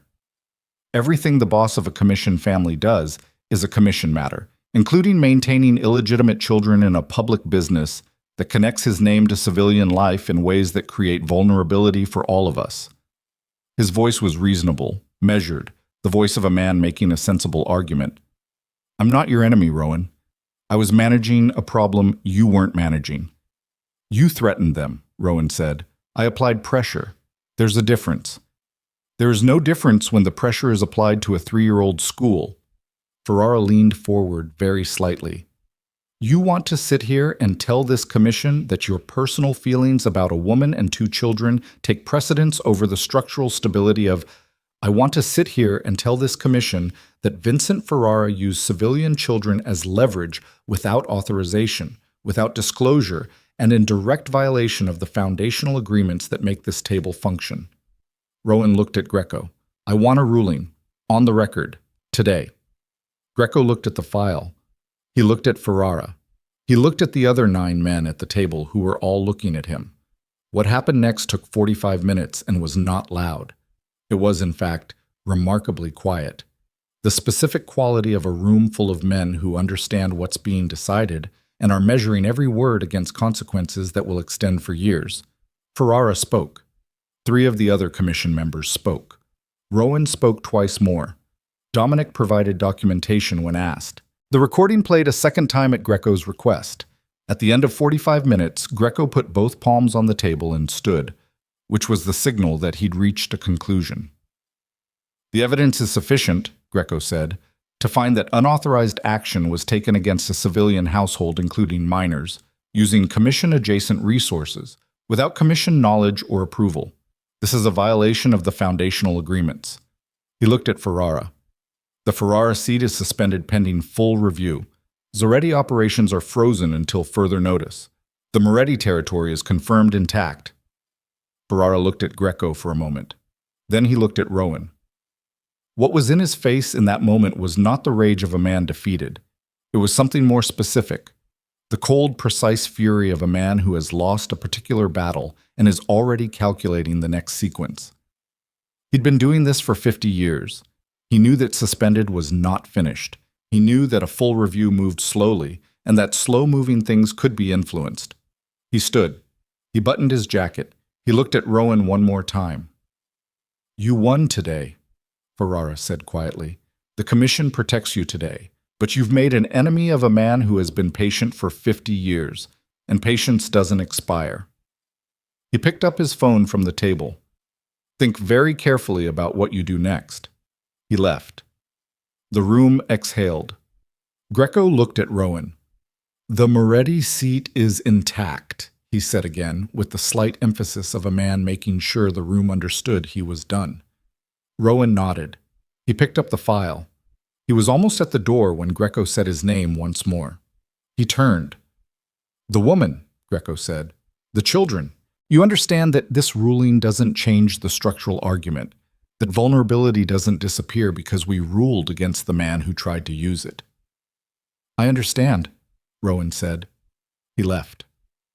He was in the car with Dominic, heading south through the rain-slicked midtown streets, when his phone rang. Unknown number. He answered it. Silence for 1 second. Then a voice he didn't recognize. Not Ferrara, not anyone from the meeting. Someone new, younger, tight with controlled urgency, said, "Mr. Moretti, my name doesn't matter. What matters is that I work for Vincent Ferrara, and I want you to know that there are 2 men sitting in a car outside the address in New Jersey right now, and they're not there to watch." Rowan's hand tightened on the phone. "Ferrara doesn't wait," the voice said. "He made that call before he walked into your meeting. He knew what the ruling was going to be, and he made the call anyway." A pause. "I'm telling you because I have a line I don't cross. But I can't stop what's already moving." The line went dead. Rowan looked at Dominic. "How fast can we get to New Jersey?" he said. Dominic was already on the phone. 40 minutes if we push it." "Push it." The car accelerated south toward the tunnel, rain hammering the roof, and Rowan called Alara's number and it rang 3 times and 4 times, and his heart was doing something he couldn't control and had no framework for. Not the cold competence that served him in every professional crisis, but something raw and physical and terrified in the specific way of a man who has spent his entire life controlling outcomes and is sitting in a car 40 minutes away from the only outcome that actually matters, listening to a phone ring in a house in New Jersey where his children are. She picked up on the 5th ring. "Alara, listen to me. There are men outside right now. You need to—" "I know," she said. Her voice was strange, flat and controlled in a way that told him she was managing something that was trying to come apart. "They knocked on the door 10 minutes ago, said they were from a utility company. My cousin didn't open it." A pause. "They're still out front." "How many?" "2 that we can see. Maybe more." "Where are the children?" "Back bedroom. Locked. My cousin is with them." Her voice dropped. "Rowan, they know we're here, wherever we go. You don't go anywhere. You stay in that house, away from windows, until I get there." He looked at the tunnel entrance coming up ahead of them, the car pushing through yellow lights, Dominic's hand moving to a phone to make a second call. "Theo is already there." "1 man," she said. "He's enough to hold 30 minutes. I need 35. A silence. Then, very quietly, "Drive faster." She stayed on the line. He kept the phone to his ear and listened to her breathing and to the distant sound of his children somewhere in the back of a house in New Jersey, not knowing that anything was wrong. And the car went into the tunnel, and the city disappeared behind them, and he sat with 35 minutes between him and what mattered, and drove through them the only way available to him, which was forward. He was 17 minutes out when Dominic's phone buzzed. Dominic looked at the screen. His face did something. "What?" Rowan said. "Theo says they're moving," Dominic said. Both men toward the back of the house. Rowan was already telling the driver to push harder when his phone, Alara still on the line, filled with a sound he'd never heard from her before, which was not screaming but was something that contained the compressed energy of a scream held back by sheer will, and then her voice came through sharp and clear. They're at the back door. And the line didn't go dead. She kept it open. He could hear everything. He heard the back door come open. Not a crash, no drama in the sound itself, just the particular resistance of a locked door giving under sustained pressure, the brief protest of wood and metal, and then the absence of it. Then footsteps on what sounded like a kitchen floor. Then Alara's cousin saying something high and sharp that cut off too fast. Rowan had the phone pressed so hard against his ear that the edge of it was leaving a mark in his jaw, and he couldn't do anything with any of it. He was in a car doing 90 on the Jersey Turnpike in the rain, and the sounds coming through the phone were happening in a house he was still 14 minutes from, and there was nothing between those two facts except the distance and Theo and whatever Alara Quinn was going to do in the next 30 seconds. He heard her voice. Not panicked, not performing calm either. Something past both of those. The specific register of a person who has located the bottom of their fear and is standing on it. "Don't touch her," she said to someone in the room. Clear, flat. "She has nothing to do with this." A man's voice said something Rowan couldn't make out. "I said don't touch her," louder this time, with an edge in it that he recognized, not from the Alara he'd known 4 years ago, but from the woman who had built 3 businesses and raised 2 children alone and had been living with the knowledge that this moment was possible since the night he'd called her at midnight. She'd been preparing for this without knowing exactly what she was preparing for. "Whatever you want is with me. Leave her alone." Rowan said her name into the phone. She didn't respond, but she didn't hang up either, and he understood she was keeping the line open deliberately, feeding him audio, and he used it. "Dominic," he said. "Theo needs to move now." Dominic relayed it, one sentence into his phone, then looked at Rowan. "He's inside." From the phone, a sound, not a voice, something physical and sudden, the compressed noise of a confrontation in a small space, something hitting a wall or a table, and then Theo's voice saying something short and hard, and then the sound of 2 people who had expected one and were recalculating. It went on for 40 seconds. It was the longest 40 seconds of Rowan's life, and he had spent significant portions of his life in situations other people would describe as dangerous. Then Theo's voice, slightly uneven, said, "Clear, both down, nobody hurt." Rowan let out a breath that had been sitting in his chest for 14 minutes. From the phone, after a moment, "Alara, still there." "Rowan, I'm here. Tell your man he broke my cousin's kitchen table." He heard what might have been a laugh underneath it. Small, involuntary, the kind that surfaces when the body doesn't know what else to do with the adrenaline. He put his head back against the seat and closed his eyes for exactly 3 seconds. "I'll buy her a new one," he said. He was at the house in 11 minutes. The house was a small Cape Cod on a residential street in Montclair, the kind of neighborhood that existed in the specific register of ordinary New Jersey life. 2-car driveways, front yards with the last of the autumn leaves not yet raked, a dog barking somewhere down the block. Theo's car was in the driveway. There was no sign of the 2 men who'd come through the back door, which meant Dominic's people had already moved them, which meant Dominic had made calls Rowan hadn't heard because Dominic was the kind of person who understood what needed to happen before being asked to make it happen. Rowan went through the front door. The entryway opened into a living room, and the first thing he saw was his children. Lena was on the couch with her knees pulled up and a stuffed elephant pressed against her chest that he recognized from the photograph in Dominic's file. It had been in her arms in the playground photo too, slightly blurry in the background, gray and worn at the ears. She was watching him with her mother's eyes and his expression, that combination he'd recognized across a playground and that hit him the same way now at close range, which was somewhere between the sternum and the throat. Elias was standing beside the couch, with his fists at his sides, in the posture of a small boy who had decided to be very brave and was working hard at it. He looked at Rowan with the specific assessment of a child who is measuring an adult against some internal standard that has not yet been fully articulated. Rowan stopped in the doorway. He was aware of how he looked.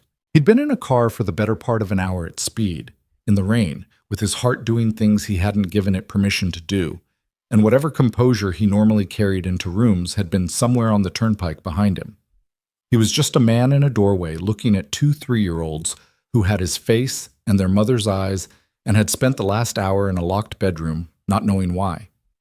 Elias looked at him for a long moment. "Are you the man from the cafe?" he said. Rowan looked at him. "What cafe?" "Mama showed us a picture once, from a long time ago." He tilted his head, doing the math the way small children do math, with the whole body. "She didn't say who you were, but she kept it." Rowan couldn't speak for a moment. Lena leaned forward from the couch without unclenching the elephant. "She cried a little bit," she said, with the matter-of-fact authority of a child reporting an observed fact. "But just a little. She said it was allergies." From the kitchen doorway, Elara appeared. She had a bruise forming on her left forearm. He saw it immediately, the red going purple of fresh impact, something she'd used to block something else. And her hair was out of whatever it had been in, and she looked like a woman who had been through something in the last hour and had come out the other side of it by main force of will. She looked at the children and then at Rowan, and something passed across her face that was not the controlled composure she usually held between them, but something raw and less managed. "Kids," she said, "can you go help Aunt Dana in the kitchen? She needs somebody to check on the cookies." Elias looked at Rowan one more time. Then he took his sister's hand and they went, the elephant dragging slightly behind Lena as she walked, and Rowan watched them go and felt the specific weight of people who are the most important thing you have ever seen walking out of a room. He looked at Elara's arm. "Sit down," he said. "I'm fine." "Elara, sit down."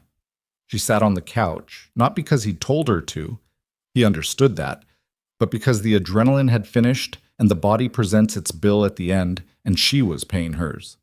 He sat beside her, not close, just beside her. He looked at the bruise. "He grabbed you," Rowan said. "I grabbed him first," she said. "He just grabbed back harder." A silence. Outside, the rain was easing, not stopping, just settling into something lighter and less insistent. "They were looking for the kids," she said. Not a question. "Not to harm them," he said. "To take them. Use them as leverage after the commission ruling." He paused. It was Ferrara's last move. He made the call before the meeting. He knew he was going to lose, and he moved anyway. Is it over now? Ferrara's suspended. His people have no authorization to move without his seat. The commission confirmed the Moretti territory and the rulings on record. He looked at his hands. He's not finished as a long-term problem, but the immediate threat? Yes, it's over. Elara looked at the window.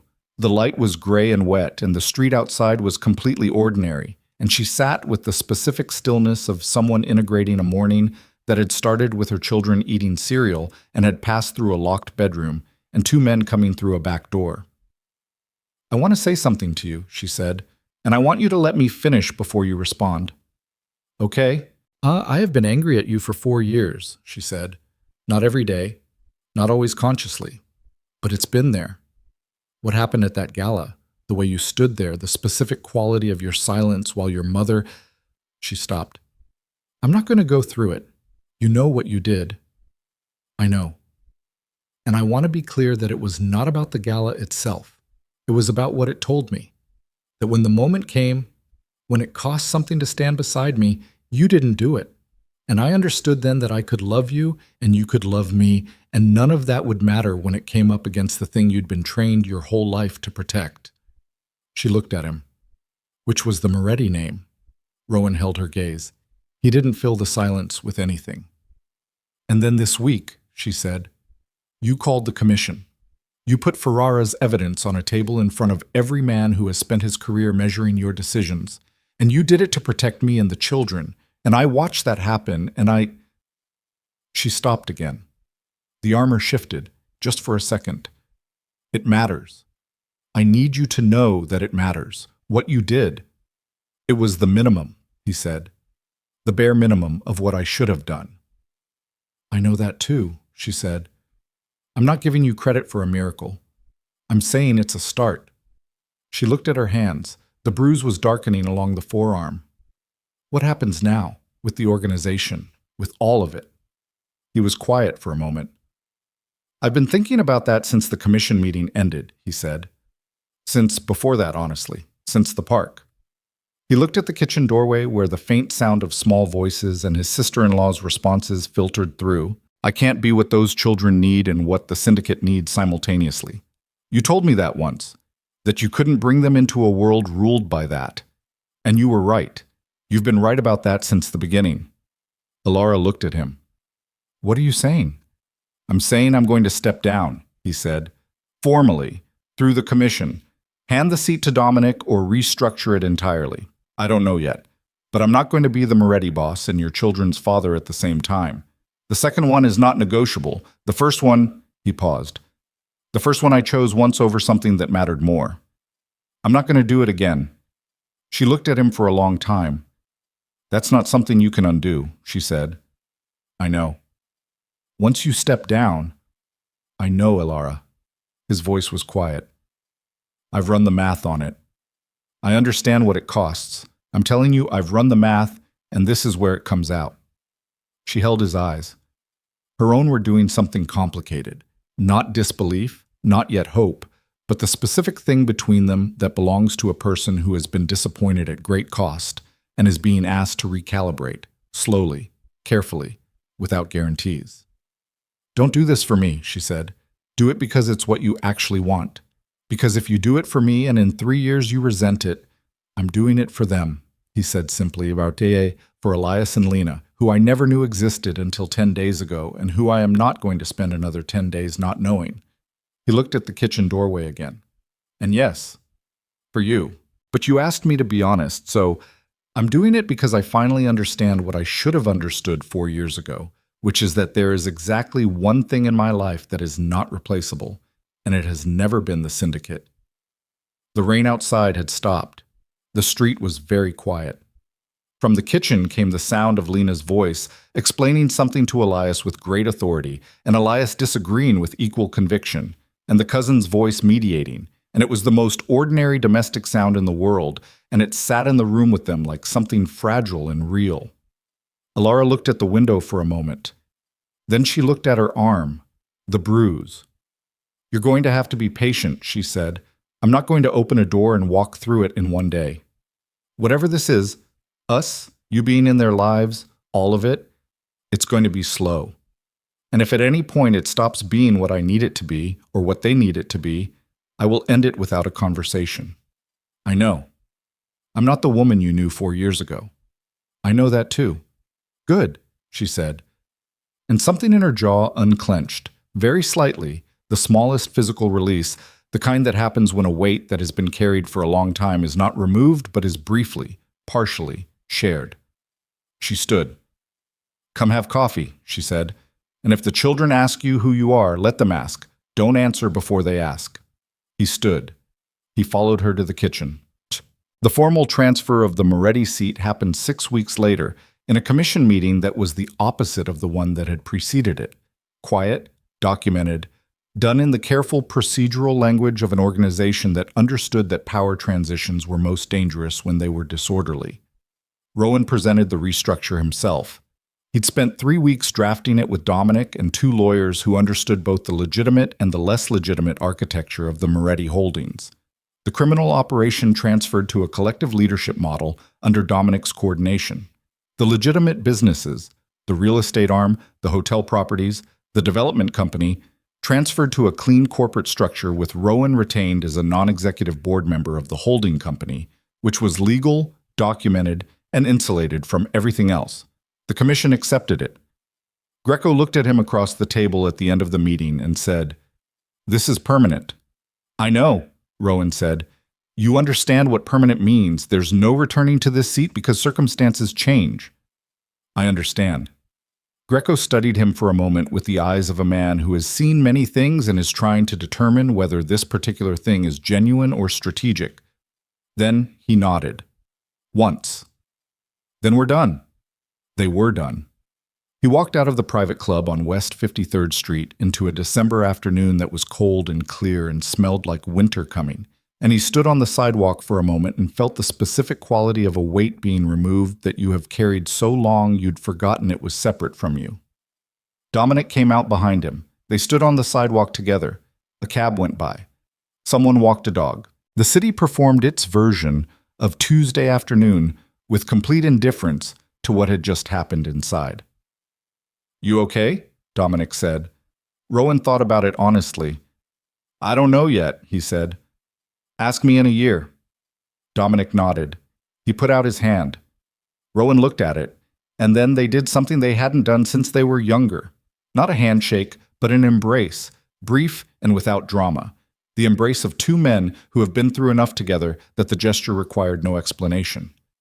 Then Dominic stepped back. "The Bronx property has a problem with its water main," Dominic said. "I'm going to need about 6 phone calls to sort it out." "You'll figure it out," Rowan said. "I know. I just wanted you to know what you're missing." Rowan almost smiled. He turned and walked toward the subway. Bam! He learned the routines of Harbor Hearth the way he learned everything, by paying attention and repeating until he stopped making mistakes. The Brooklyn location opened at 7 on weekdays. The childcare space opened at 7:30. The coffee system was a specific Italian espresso machine that required a particular sequence to operate correctly and did not forgive improvisation, which he discovered on his 4th morning when he made something that Mira, the senior barista, described as technically legal but ethically questionable. He learned to do it right by the 2nd week.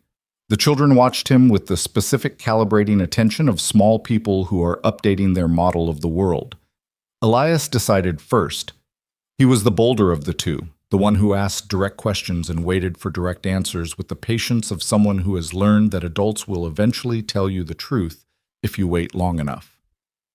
On Rowan's 3rd morning at the cafe, Elias appeared at his elbow while he was wiping down the counter and said, without preamble, "Are you our dad?" Rowan stopped wiping. He turned and looked at the small boy at his elbow, who was looking back at him with those gray eyes that were his eyes and that expression that was also his expression, and he crouched down so they were at the same level. "Yes," he said. Elias thought about this for a moment. "Why weren't you here before?" "Because I made some mistakes," Rowan said, "and it took me too long to fix them." Elias absorbed this with the practical seriousness of a child who has a concrete relationship with the concept of mistakes because he makes them regularly and has been taught to acknowledge them.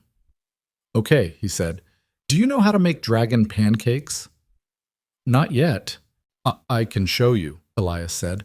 "On Saturday, we make them on Saturday." Rowan looked at him. "I'd like that," he said. Elias nodded, satisfied, and walked away to find his sister, because that question had been resolved and there were other things to attend to. Lena took longer. She was the one who watched rather than asked, who processed at a depth that surfaced slowly, who held her elephant with the grip of someone who has learned that some things needed to be held carefully. She accepted his presence in the cafe, then at the Saturday pancake sessions, then at school pickup twice a week, with a reserve that was not hostility, but was also not yet trust. She would answer questions directly. She would accept a hand crossing a street. She would sit near him at the table without moving away. Then one afternoon, 6 weeks in, she came and found him while he was stocking shelves in the storage room, and she sat on a low box and watched him for a moment and then said, "Mama cried again this morning." He looked at her. "Happy or sad?" Lena considered. "In between," she said, "like when the thing you were waiting for finally happens." He turned back to the shelves. "She was reading something," Lena continued. "A letter, I think, from your mama." He went still. He hadn't known about a letter. He turned back to Lena. "Okay," he said carefully. "She didn't say what it said," Lena reported, "but she put it in the drawer where she keeps important things." She hugged the elephant. "I think it was an apology," she said, with the matter-of-fact perception of a child who has spent 3 years watching her mother navigate emotion honestly. Because she looked different after, less tight. He thought about his mother in the limestone townhouse on East 73rd, who had received his formal notification of the commission transfer in silence, and his explanation of Harbor Hearth and the children in a conversation that had been the most difficult of his adult life. Not because she'd argued, but because she hadn't. She had sat with it and looked at what she'd built and what it had produced and said, finally, with the specific exhaustion of a woman setting down something heavy, "I wanted to protect what your father built." And he had said, "I know." And I'm telling you that what he built is not the most important thing we have. He didn't know what was in the letter. That was between Vivian Moretti and Alara Quinn, and it was not his to know.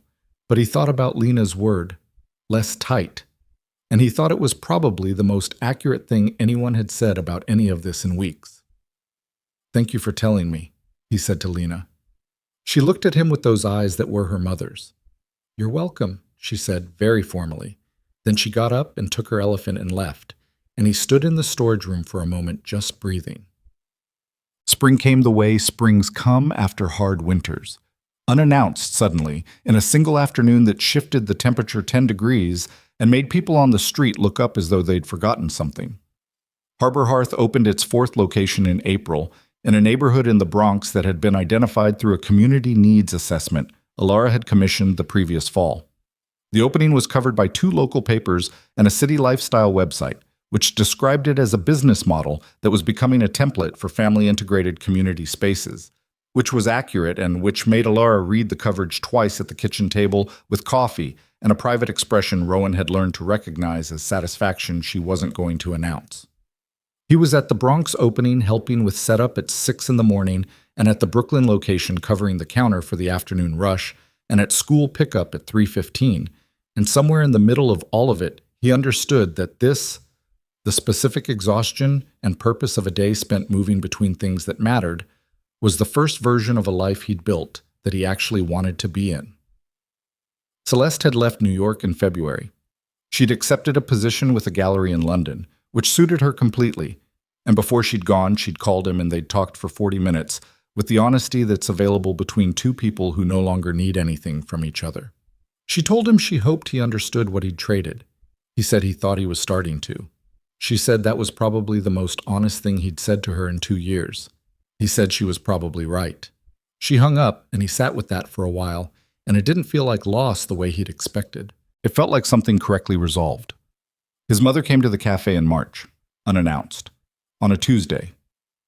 She walked in alone, no driver, no coat that announced itself, the most inconspicuous version of Vivian Moretti that was possible, and sat at a table in the corner and ordered coffee and a pastry and sat with them and watched the space. Alara saw her from across the room and stood very still for a moment. Then she walked over, set a second coffee on the table, sat down. Rowan watched from behind the counter and did not go over because this was not his. He watched his mother and the mother of his children sit across from each other in the morning light of the cafe that Alara had built without anyone's help, and he watched both of them say things he couldn't hear, and he watched his mother's face do something he hadn't seen it do in a long time, which was be uncertain, genuinely uncertain. The face of a woman who has arrived at the limit of what control can accomplish and is sitting across from the consequence of that limit. They talked for 20 minutes. When Vivian left, she stopped at the counter. She looked at Rowan. Then she looked at the room, the customers, the childcare space beyond the glass, the morning light on the worn wood tables. "She's extraordinary," his mother said, flat, factual. The way she said things she'd been required to revise her position on. "I know," Rowan said. Vivian nodded once. Then she left. It was not forgiveness, exactly. It was not the reversal of 4 years and 20 minutes. But it was the beginning of something that might, with enough time and enough consistency, become something real. And in the absence of miracles, beginnings were what you worked with. The evening he proposed was not planned. He'd been planning it, technically. He'd had a ring for 3 weeks, chosen without ceremony from a small jeweler in the West Village. Nothing designed to announce itself, just a simple thing chosen with care. He'd planned to do it properly. A particular evening, a particular setting. What happened instead was a Wednesday. He and Alara were closing the Brooklyn location, which they did twice a week together now. The quiet end-of-day work of wiping down and locking up and walking through a building that had become, over months, a place he knew as well as any place he'd ever lived. The children were upstairs. They'd moved into the apartment above the cafe when Alara had decided 6 months in that the commute from her old place was unsustainable, and Rowan had an apartment 4 blocks away, which was the arrangement they'd arrived at through a series of conversations about what pace felt honest. The cafe was empty. The last chair was up. Alara was behind the counter going through the next day's prep list with the focused attention she gave to every small task, and the light was the particular amber of the cafe at the end of the day. And she had a smear of something on her left cheekbone that she didn't know was there, and Rowan was looking at her and thinking about nothing in particular and everything simultaneously. He took the ring out of his pocket. He wasn't on one knee. He was leaning against the counter 2 feet from her. He put the ring on the counter between them, just set it down quietly in the space between the prep list and her coffee cup. She looked at it, then she looked at him. Rowan. Her voice was very careful. I know this isn't the planned version, he said, but I've had this for 3 weeks, and tonight He stopped, tried again. I'm not asking you to forgive everything. I know that's not how it works. I'm asking if you want to keep building this, all of it. The cafe, and the children, and the Wednesday night clothes, and the dragon pancakes on Saturday. With me, formally, permanently. He looked at her. I know what I'm asking. I know what it means that I'm asking it. Alara looked at the ring for a long moment. Then from somewhere above them, through the ceiling, came the unmistakable sound of 2 children who had climbed out of bed and were in the process of doing something they'd been specifically told not to do, followed by a thump that suggested they'd done it anyway, followed by Elias's voice announcing with great confidence that it was fine. They were fine. Everything was fine. Alara looked at the ceiling. She looked at Rowan. And she laughed. Not the performed laugh, not the social laugh. The one from Central Park, from the playground. The laugh that was exactly the same as it had been. The one he'd recognized across a distance that had contained 4 years and a secret, and a choice he'd made wrong and was spending every day since trying to make right. Yes, she said. She picked up the ring and looked at it and put it on. Then she looked at the ceiling again, where the sounds of 2 children being fine in a way that required investigation had not diminished. I need to go check on whatever that was, she said. I know. We're talking more tomorrow. I know. She came around the counter and stopped in front of him, and she put her hand flat against his chest for a moment, just rested it there, over the specific place where his heart was doing the thing he couldn't control. And she looked at him with all 4 years and everything they'd cost in her face. Don't make me regret it, she said. I won't, he said. She believed him. Not completely, not yet, but enough to start with, which was the only kind of belief that had ever been worth anything. She went upstairs. He stood alone in the amber light of the closed cafe and listened to her footsteps above him, and then her voice, and then both children's voices, Elias protesting something and Lena explaining it with authority, and the familiar evening sounds of a family he had almost never been part of and was still learning the language of, the specific dialect of 3 people who had built a life together in the space where he hadn't been. He started learning it late. He intended to spend the rest of his life becoming fluent. The following spring, they married in the garden behind the Bronx location, on the first genuinely warm Saturday of the year, with neighbors and employees and the families of the children who used the childcare space, and a 4-tier cake that Elias had supervised personally, and which leaned slightly to the left in a way nobody mentioned. Lena walked between them down the garden path holding both their hands, the elephant tucked under one arm, with the complete seriousness of someone performing an important function. Elias led the way ahead of them, occasionally looking back to make sure the procession was maintaining appropriate speed. Dominic was there. He stood in the back and watched everything with the expression of a man who has been in hard rooms for a long time and is glad to be in a different kind. Vivian Moretti was there. She sat in the 3rd row and was impeccably dressed and watched her grandchildren with something in her face that had no precedent in Rowan's experience of her. At one point, Lena climbed into her lap without asking, the way small children claim space they've decided is theirs, and Vivian sat very still for a moment and then put both arms around her and held on. The ceremony was short. The vows were simple. There was no performance in any of it, which was the point. When it was over and the garden had become noise and children running and the warm spring afternoon doing what it did, Rowan stood at the edge of the garden and looked at Alara across the space between them. Her laughing at something Mira had said, the ring on her hand catching the light. And he thought about a man in a park in October, standing at a distance, watching something he'd lost going about its life without him. He thought about the specific quality of that distance. and he thought about how much ground it had taken to close it, and what it had cost, and what it had required him to become, and whether any of it had been done with the right intention at the right time. And he knew the answer to all of that, which was no. Not until very late. Not until he was standing in a parking structure at 7 in the morning, looking at a man who'd betrayed him and understanding for the first time that the real cost of every choice he'd made in the wrong direction was not to himself, but to 3 people who had done nothing but exist. He knew that. He carried it. He didn't let it stop him from crossing the garden to stand beside his wife, who turned when she heard him coming and made room for him in the conversation with the naturalness of a person who has decided after everything that this particular space is where someone belongs. Power, he had learned, was the easiest thing in the world to understand. What it took to deserve the harder things, the ones that couldn't be bought or threatened or structured into compliance, the ones that had to be earned slowly, in coffee shops, on school runs, in Wednesday evening closings, in the patient accumulation of ordinary days that eventually, if you showed up for enough of them, added up to something you were allowed to call home. That was the education it had taken him 40 years to find the classroom for.